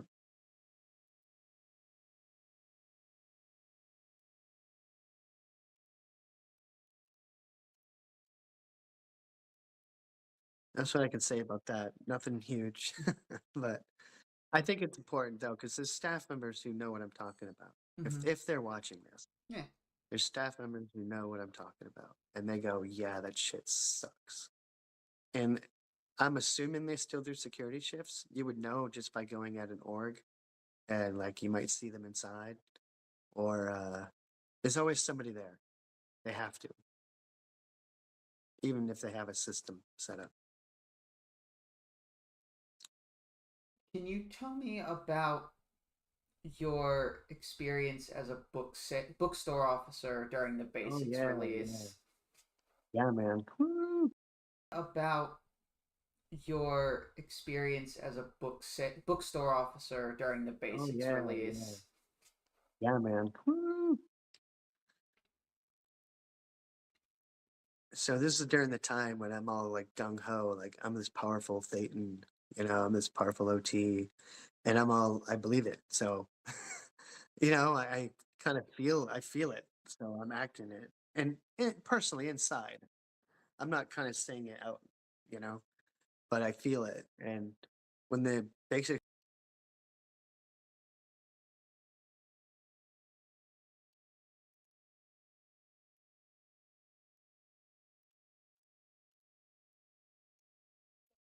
Man.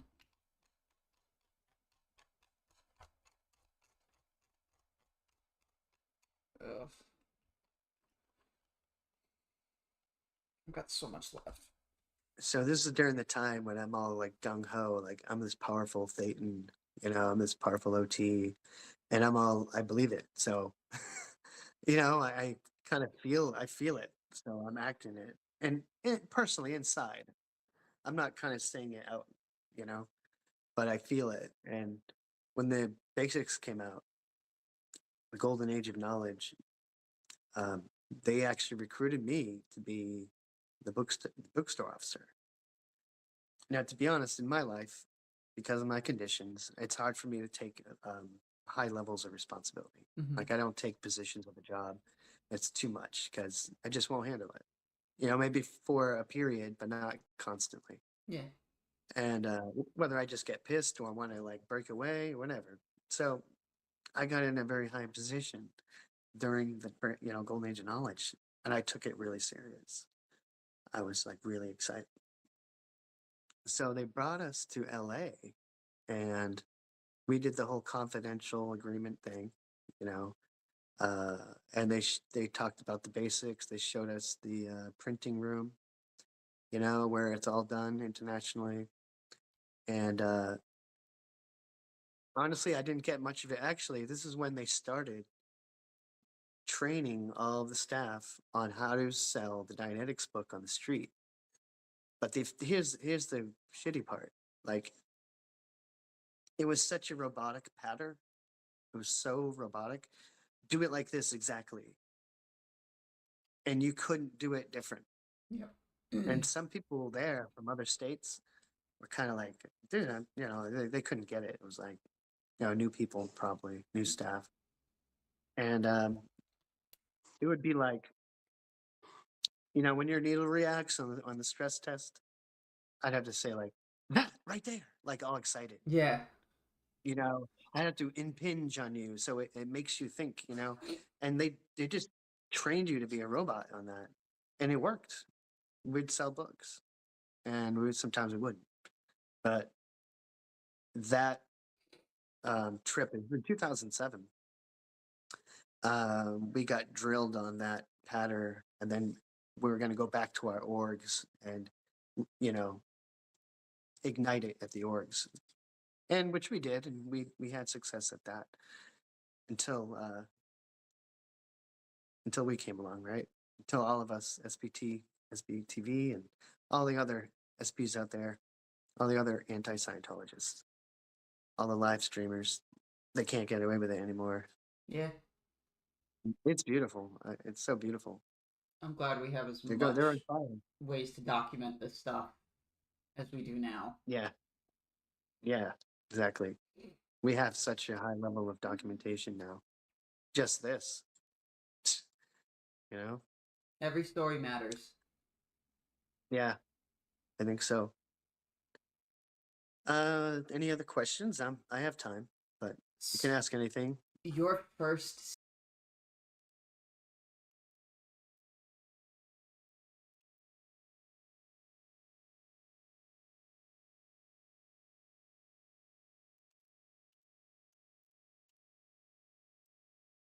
I think so, but you can ask anything. Your first stat push. Okay.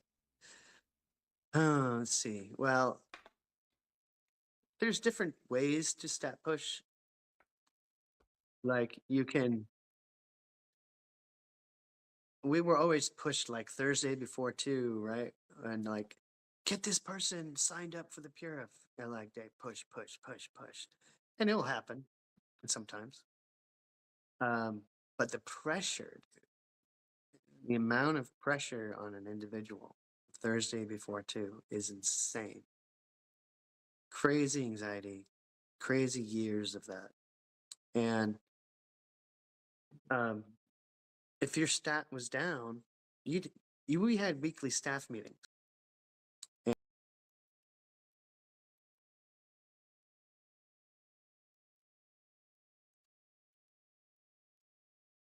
Of that. If your stat was down, we had weekly staff meetings. Mhm. which I hated. I was terrified of because you'd have to stand in front of everybody and hold up your statistic graph and, explain what condition it's in. And if it's low, you got to explain how you're going to fix it. And I'm like, it was so terrifying. And then you got your OW And write-ups. oh yeah, that bullshit. Yeah, I've did plenty of those. And so stat push, I never. Luckily, I do not recall ever lying about my stats, which is nice because I just feel better. Yeah. That is a nasty thing with any job is to lie about statistics. But um, let me think. That is a nasty thing with any job is to lie about statistics. But um, let me think. This is a common stat push. It's pretty common for book sales to individuals. We would sell the handbooks, the little $5 handbooks. For book sales to individuals, we would sell the handbooks, the little $5 handbooks.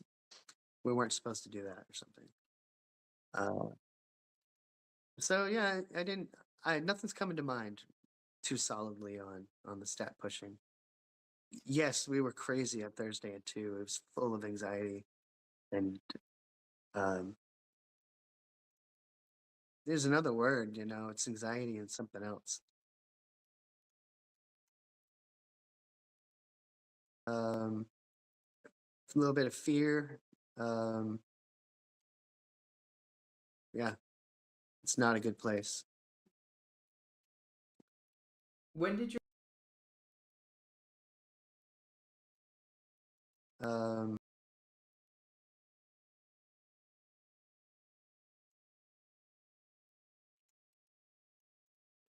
yeah, it's not a good place.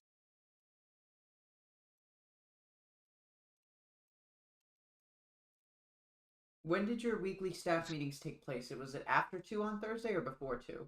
Yeah, it was Thursday at like late. We would sometimes have to wait till like 11 p.m., Ugh, 10 p.m. that sucks.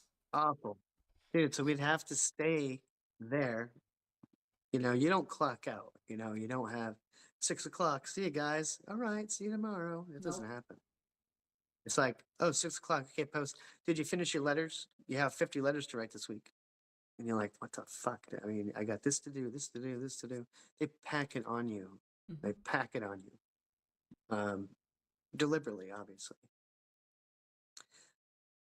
But I think what's important also for people to know who's never been in Scientology is that everyone who's playing the live action role playing game, the LARP, is not aware that they're doing that. They don't know it's a game.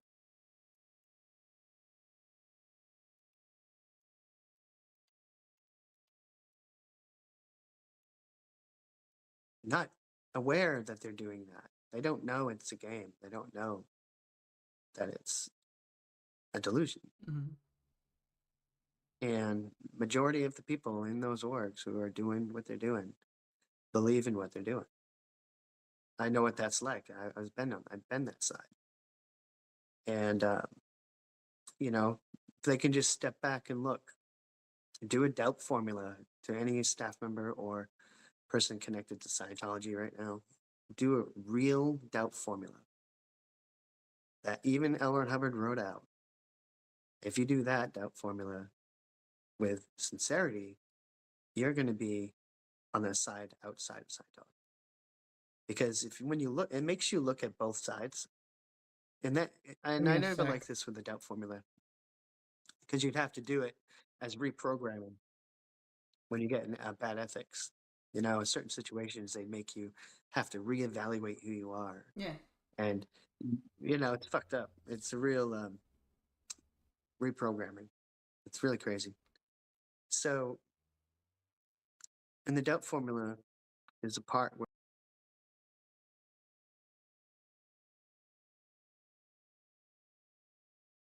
so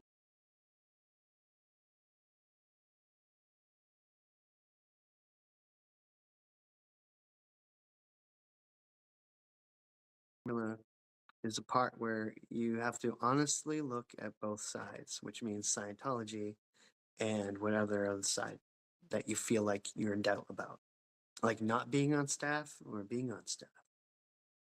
And we've never been able to take an honest look at the other side.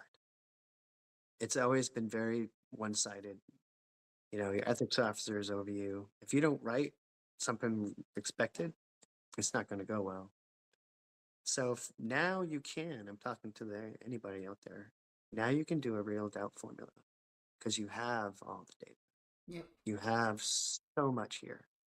You can look at the reality without any filter. You don't need Scientology telling you what you can look at. You know, why can't you look at things that are hard to look at or uncomfortable? You're supposed to be trained to do that. So when they say you can't for protection of yourself, it's bullshit. I had another thought too, which is fun.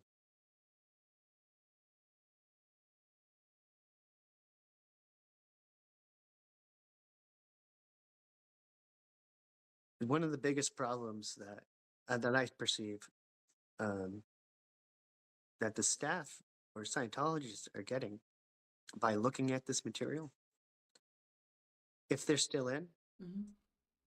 if they're afraid of being found out, and that's an honest fear. It's a real honest fear. It's scary because a lot of weight is on that.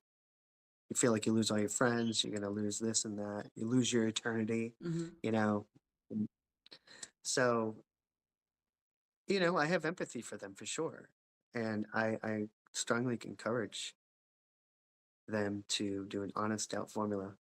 You have so much data now.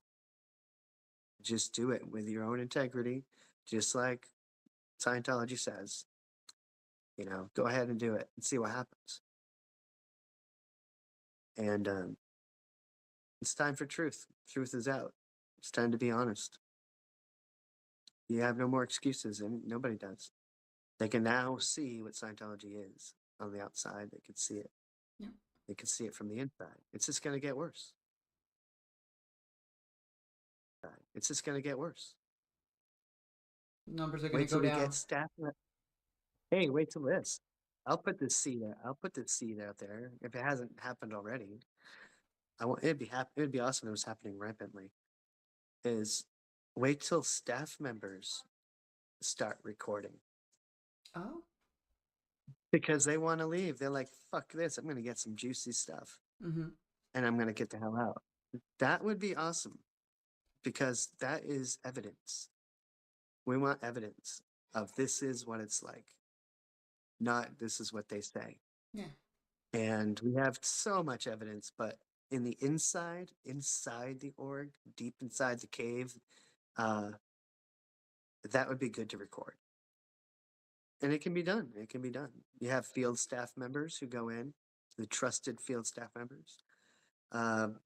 They can do the same thing. New public, if you feel like you've gotten their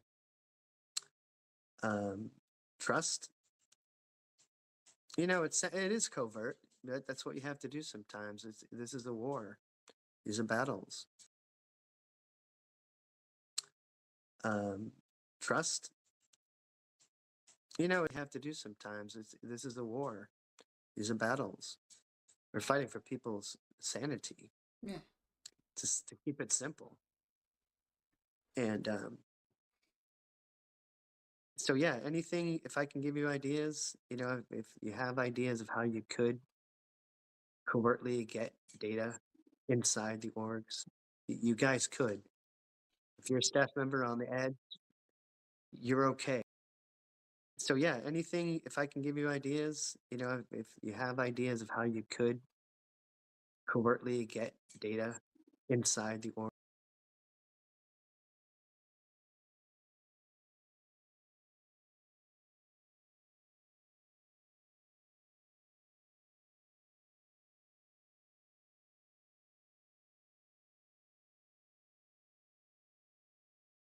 Get data inside the orgs.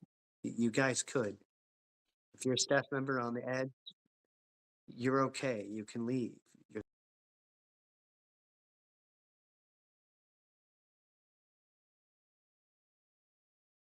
if you're a staff member on the edge, you're okay. You can leave. You're safe. People will not like you for a while. The people that you like, the people you're around with, but you'll be fine. Especially if you have family or friends you can rely on or go to. Mm-hmm. And yeah, I got so much to say. Let me check my notes quick.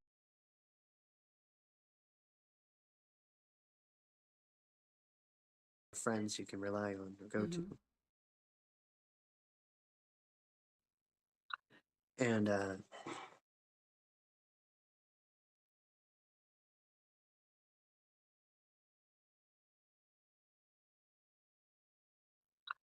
and yeah, I got so much to say. Let me check my notes quick. The main things I have are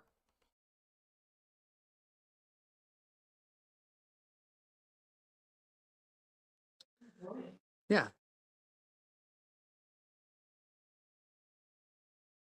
Yeah, I got so much to say. let me check. Uh, the main the main things I have are protest points. Those are my Okay, biggest sure. way to try to get stuff out. I don't. Yep. I mean, I've seen Reckless Ben. Have you ever heard of him? Heard of him, haven't seen. Points stuff out. I don't. Those are my biggest Okay, sure. way to try to get stuff out. I don't. Yep. I mean, I've seen Reckless Ben. Have you ever heard of him? Heard of him, haven't seen him though. Yeah, he did a 10-part series where he kind of infiltrated. Oh, And in that's fact, dope. he signed the Sea Org contract. He didn't get into the Sea That's Org, good. but they No, showed the whole no. celebration of him signing it, and That's perfect. See, that's what we need more of.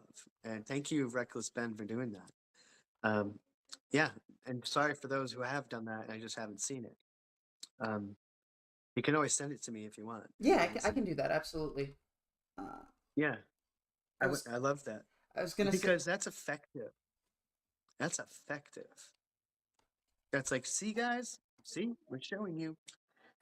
Just like Scientology audit, Streets LA. He's showing us, man. He says, "Just all you gotta do is show."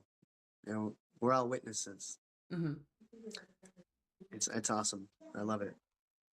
I've been trying to. Do you know anything about the Chat GPT bots that I've been working on?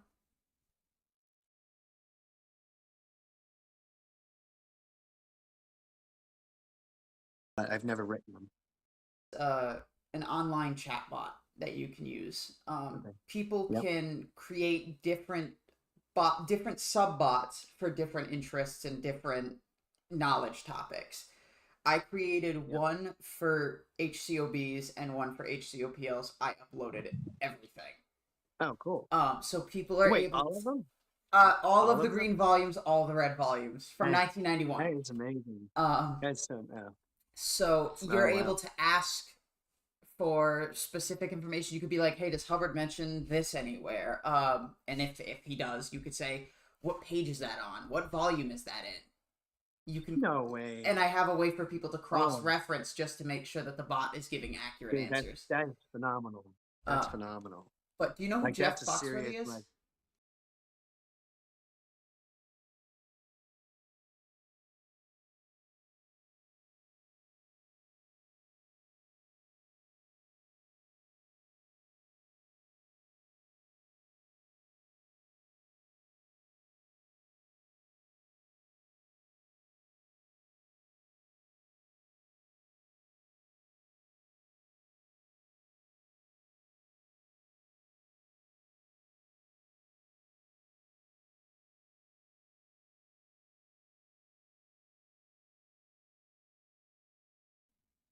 No, I never heard of He's him. a comedian and he wrote a bunch of redneck jokes.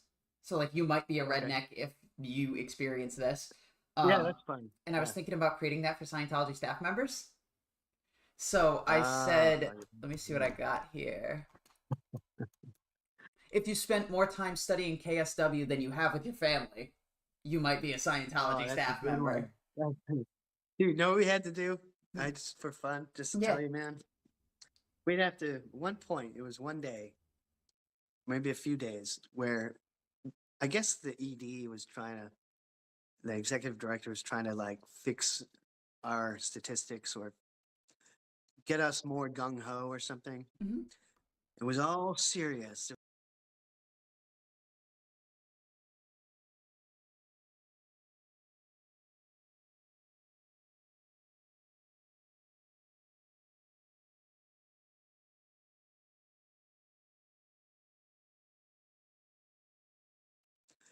Get us more gung ho or something. Mm-hmm. It was all serious. It was so serious, and we had to.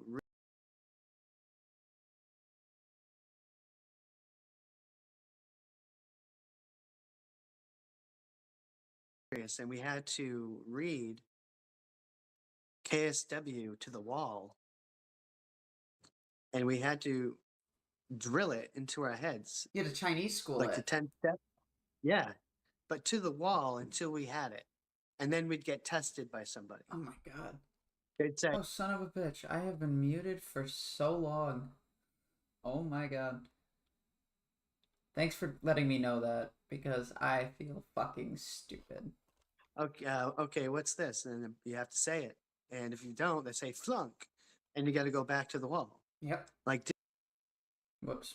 they'd say, okay, what's this? And then you have to say it, and if you don't, they say flunk, and you got to go back to the wall. Yep. Like just brainwash, man. It's fucking awful. And this is the same HPOPL. If I like, I wish I was a movie director or could have these. And I have a lot of good ideas, but I don't have the way to execute them. Mm-hmm. But like if I was an illustrator or if I could do the magic on camera, is in that HPOPL, he says the one lie. He says such a hard lie that dupes practically every Scientologist. What's And that? he says it with such sincerity at the end of KSW. He says something like, "I have never lied to you or conned you, and what I say now is the truth. For the next blah blah blah years, this is the only chance we have." And like when you read it and you're into Scientology, you really take that to heart. We're And not you're like, playing wow, some minor game. yeah, The whole yeah, like agonized you really, future of this planet, every man, yeah. woman, and child, and your own destiny for the next endless trillions of years depends on what you do here, That's it. now, with, and in That's it. Scientology. Look how fucking serious that is. Like, look how epic that is. Like, this is, The and if mindset you that buy just it, this document alone puts people in. yep, yep. It makes people, choose right away. Mm-hmm.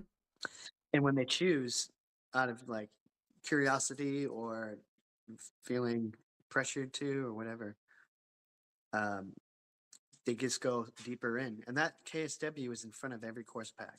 Yeah. Not the basic courses, but the academy courses. I believe that's correct. And so they just see it over and over and over and over again. And they don't keep it either. They don't apply KSW. I It's feel like just there's a they lot of actually stuff they don't apply. One no, they example don't apply being shit. shattering suppression, but they won't talk to protesters. No, it's fine. It's a joke, dude. Hey, no, I wanted to do so that quote about with KSW, what Yeah. you just read. I would like to see that like being zoomed in slowly with like the right kind of dark, eerie music, like Nine Inch Nails or something, Yep. and like going in close. It makes people go Sorry. right away. Mm-hmm.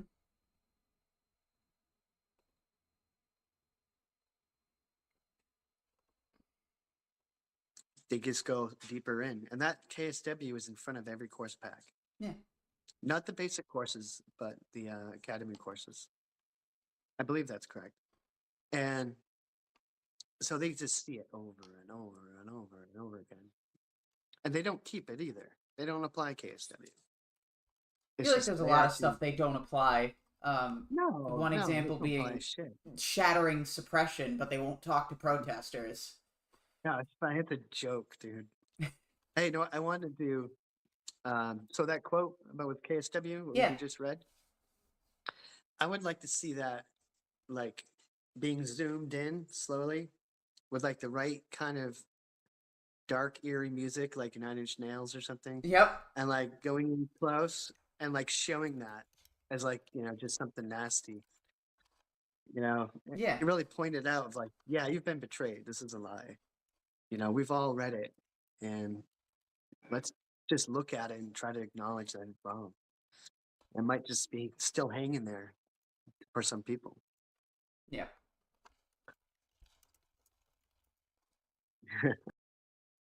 This part. Sorry, I'm just.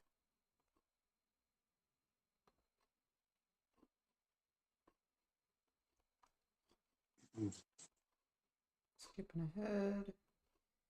Past the awkward silence. And there you go. Alright, I sent you an email Awesome. with it, so you'll be able to access it later. You only need a free ChatGPT account. You don't need to pay for it, but it will have a restriction on how many messages you can send within like a 3-hour time frame. Yeah, no problem. Yeah, you'll have to wait if you want to send more messages later. That's a pretty amazing what you created. So I hope it can be useful. Very valuable. It is. It's going to be useful. Polish it up, make it nice and shiny, and make it useful. Like it is useful, but you know what I'm trying to say. Yeah. It's going to be used by people, a lot of people. You want to find out anything in the HEOPLs or? All right, y'all. I need a break. I need a fucking break from this because it just.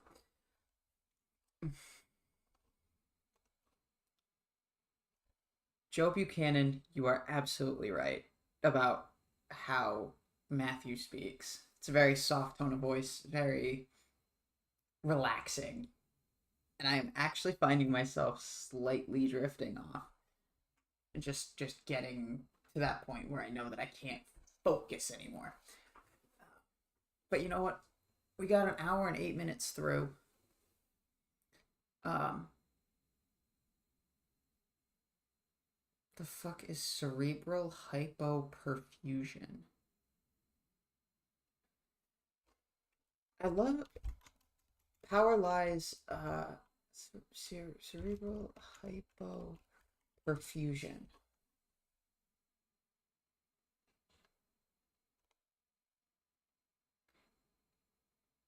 Conditions of inadequate blood flow, defects of perfusion, or dysfunction of autoregulation. The chronicity refers to sustained conditions or wavering states characterized by repeated phases of inefficient, functional, high levels of stuff in your blood, an excess of blood in the vessels supplying an organ or other part of the body.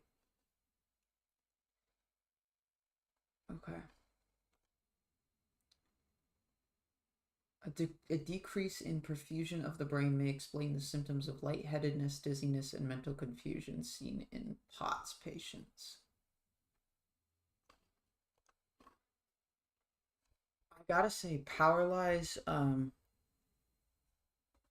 I love the fact that what you're doing with your channel and the way you have videos up about the medical and actual psychological stuff that's being done to you. It's stuff that I don't even think I could think about. Stuff that I couldn't even process. Like the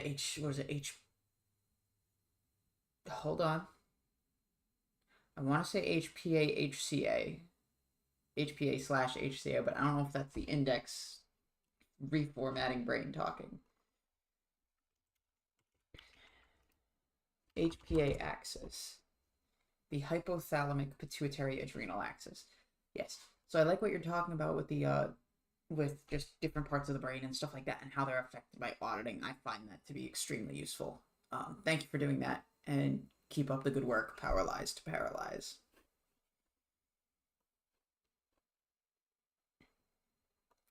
We are going to pause this for a bit.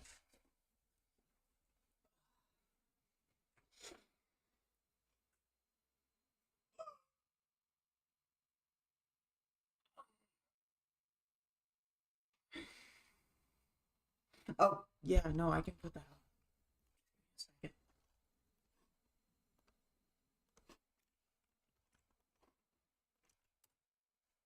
That is Paralyzed to Paralyze's channel. If you want the some of the brain stuff, well, all of this is technically brain stuff, but he's got a lot of it. A lot of stuff that goes into HPA axis dysregulation, like the one I'm looking at is called Cortisol to Consciousness from 5 days ago. HPA axis dysregulation fuels Scientology's auditing experience.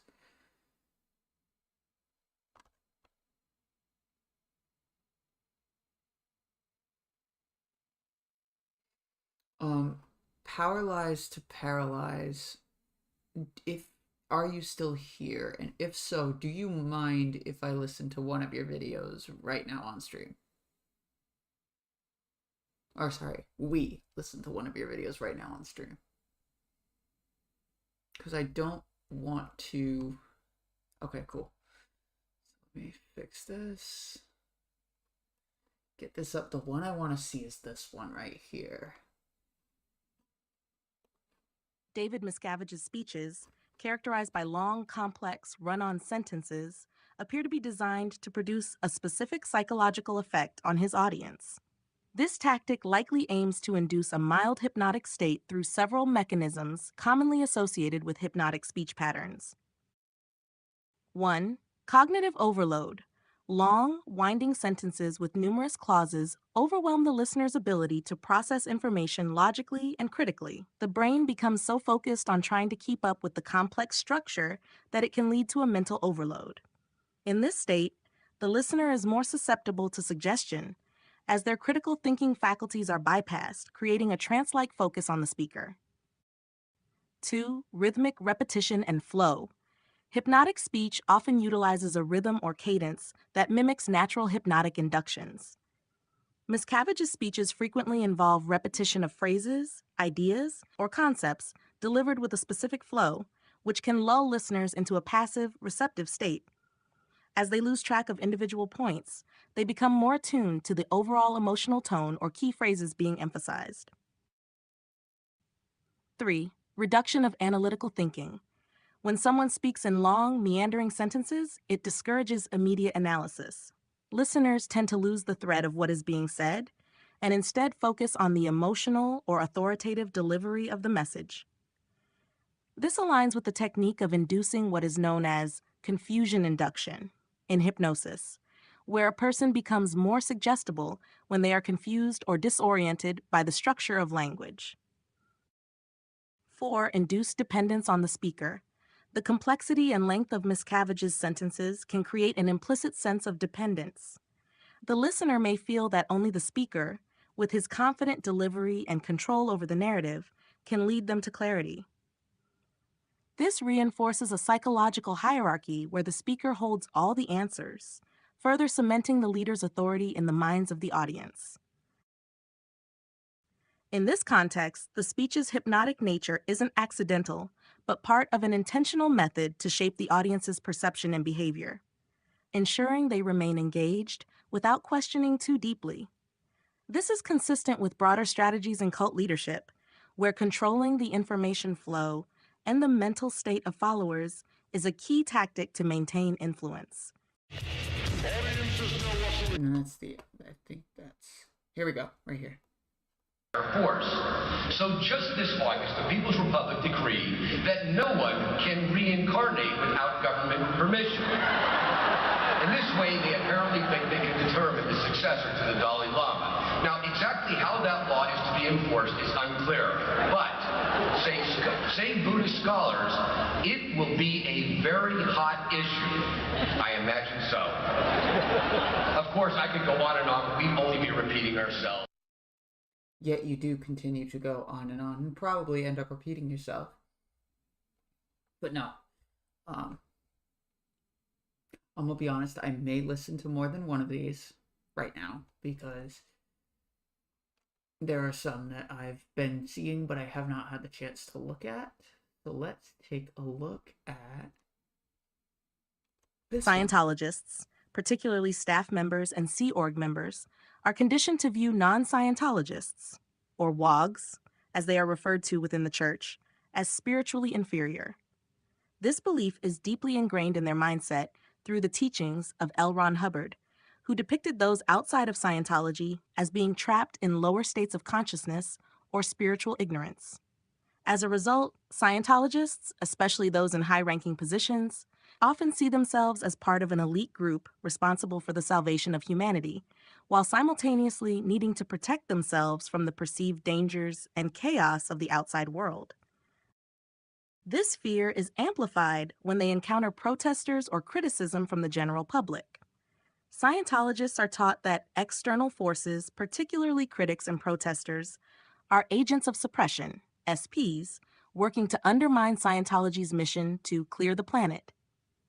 Consequently, staff and Sea Org members are conditioned to feel an urgent need for self-preservation, as they believe that any criticism or opposition is a direct threat to both their spiritual progress and the organization's survival. The reaction to protests or public scrutiny is often one of paranoia and fear, reinforced by the belief that anyone opposing Scientology is operating under the influence of malicious forces.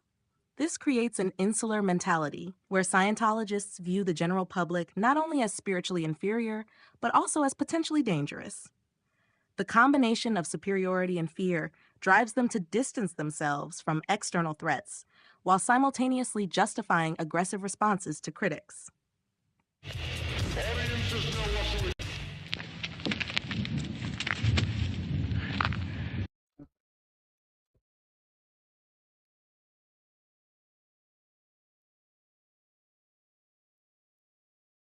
I'm not going to be doing much of a reaction, but it's me just listening for the first time, and just I don't tend to do commentary.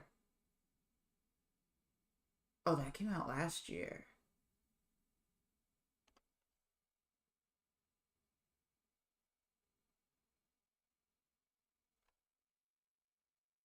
If anyone has never seen Last Podcast on the Left, they did a 4-part series on L. Ron Hubbard, and I don't know how many parts it was, but they did a series on David Miscavige. So it's interesting. You get to listen to some stories about David Miscavige and L. Ron. But no, Power Lies, your videos could provide some very good points of protest in the future. But you know what? Let's listen to some of this HPA axis stuff, because I want to learn more.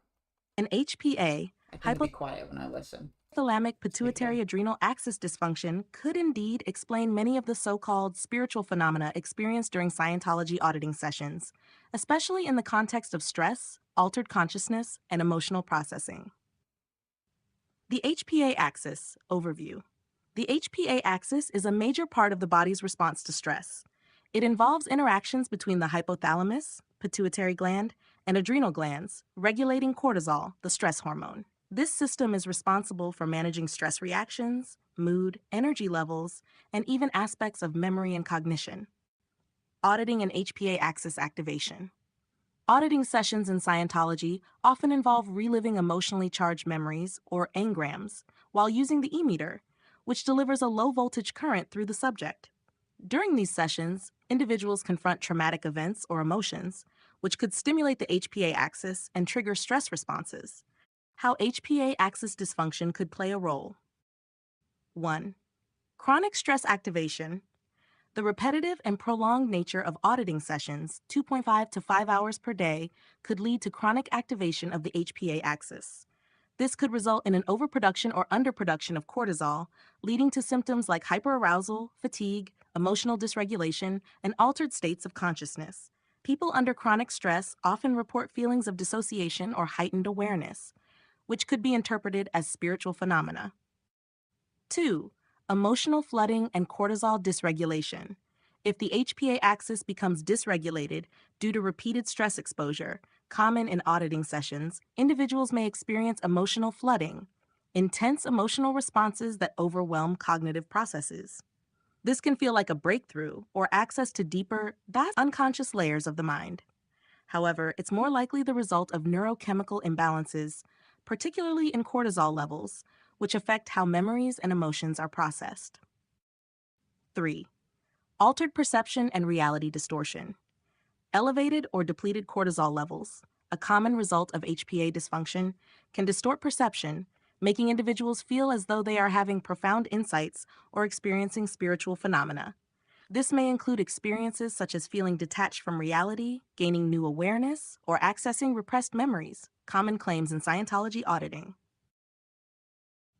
Auditing and the E-meter, a neurological perspective.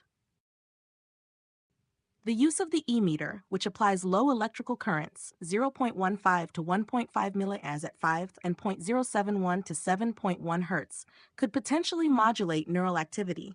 While the exact effects of this low-level stimulation are not well documented, it's plausible that the combination of stress-induced HPA axis activation and electrical stimulation contributes to altered states of consciousness or the subjective feeling of accessing deep, self-conscious areas of the mind. Electrically, the E-meter might influence the autonomic nervous system, further affecting stress responses or inducing a mild dissociative state, which is often misinterpreted as a spiritual breakthrough. Combined with intense emotional probing, this can lead to heightened emotional states that feel revelatory. Conclusion.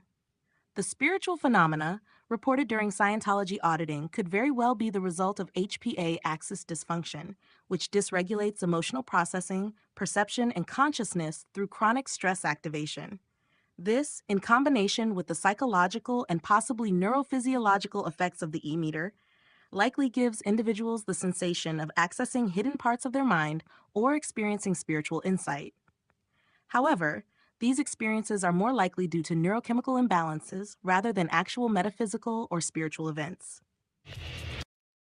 That one's actually really interesting, and I think I have a few protest points I can make from it.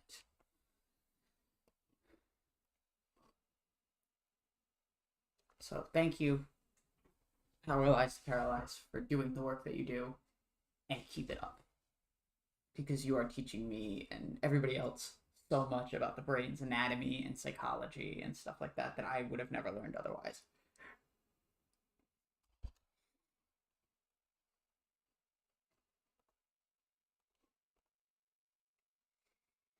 All right, what am I going to do?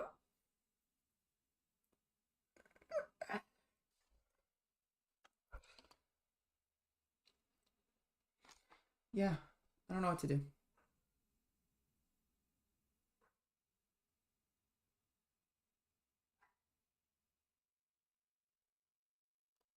Hello to Susie Alt.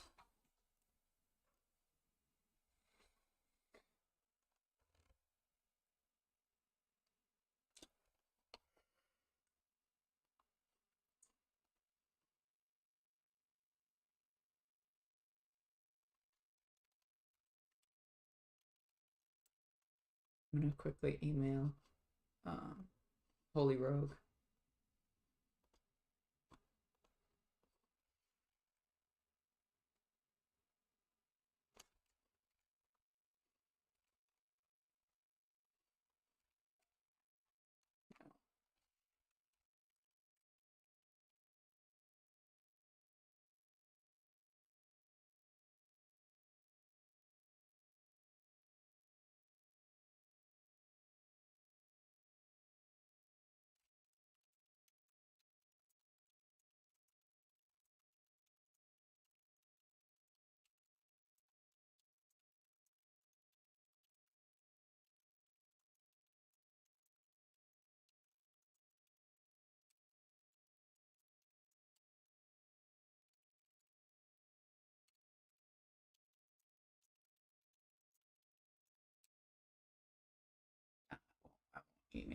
Scientologist.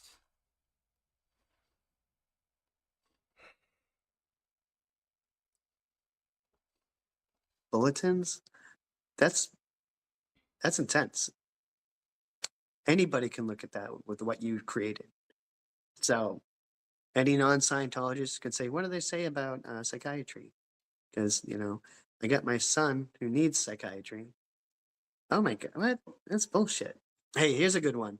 One of the funniest facts of Hubbard's. Mm-hmm. Insane. I think it's HGO Bulletin. He says that psychiatry created perfume. So do not wear perfume because psychiatry created it. I think I know And exactly what you're talking about, Dude, too. oh my goodness, so fucking funny. I'm gonna see if I can find the reference. We'll skip ahead to me finding it. Volume 13, page 522. Yeah, oh my God, amazing. I just found it like that. It's so cool. That's invaluable. I'm using the index. All right, so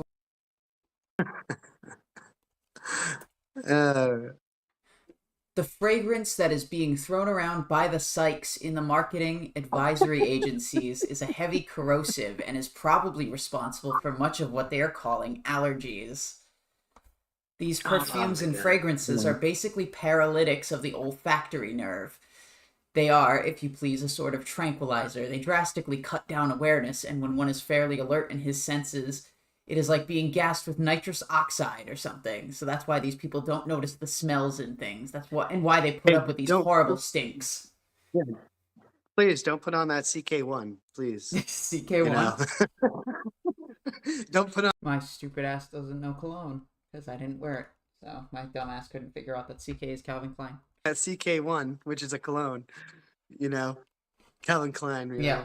Don't put on those perfumes. It's very dangerous. See you today. It's foolish.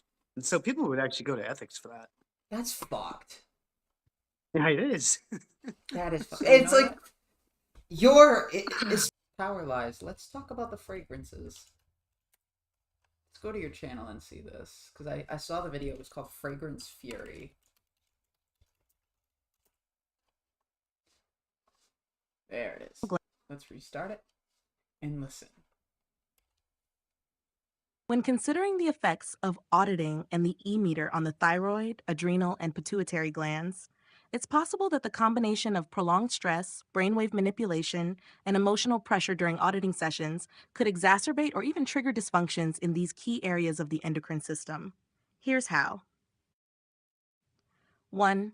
Thyroid dysfunction, hyperthyroidism or hypothyroidism, and the E-meter.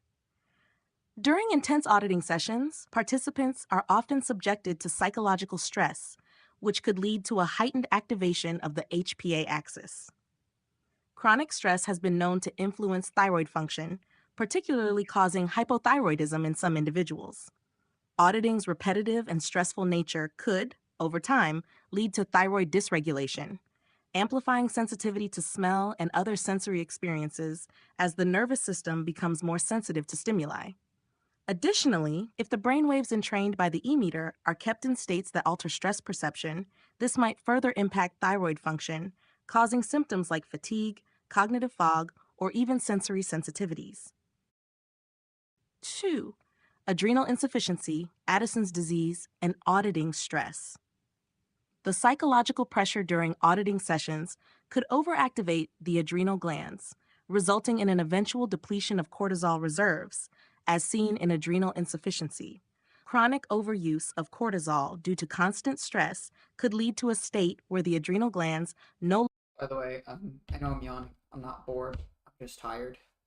I only got I'm used to getting 8 hours of sleep. I only got 6 and my body already hates me. Longer produce adequate levels of this hormone, leading to symptoms like extreme fatigue and heightened sensitivity to smells. The prolonged use of the E-meter, combined with emotional questioning and stress, might push the body's stress response system into dysfunction, with the participant eventually showing symptoms similar to those found in adrenal insufficiency, including changes in sensory processing. 3. Pituitary gland dysfunction and brainwave entrainment. the pituitary gland, which controls the function of both the thyroid and adrenal glands, is also vulnerable to stress. During auditing, the potential for brainwave entrainment induced by the E-meter in the theta or delta wave range could disrupt the normal functioning of the pituitary gland, causing irregular hormonal signaling.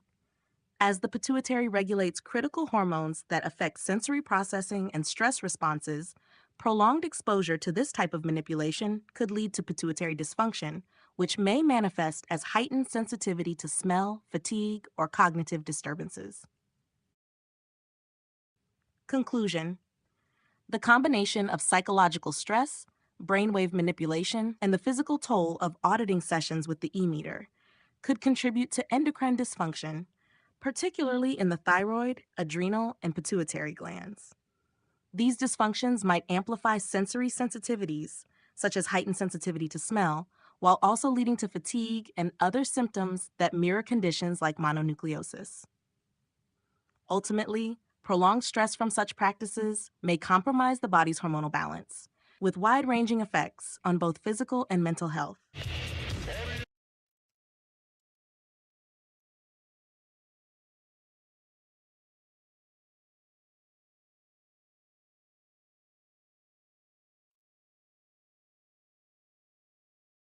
Yes, Sea Org members can't use fragrances.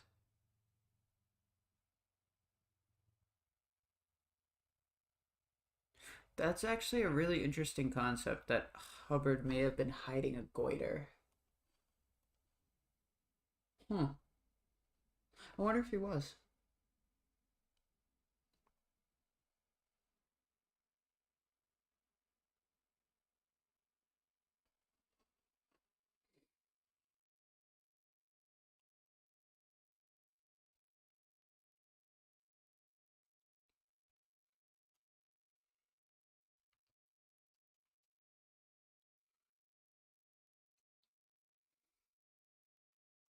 I'm gonna hop off. I will talk to all of you guys later. Peace.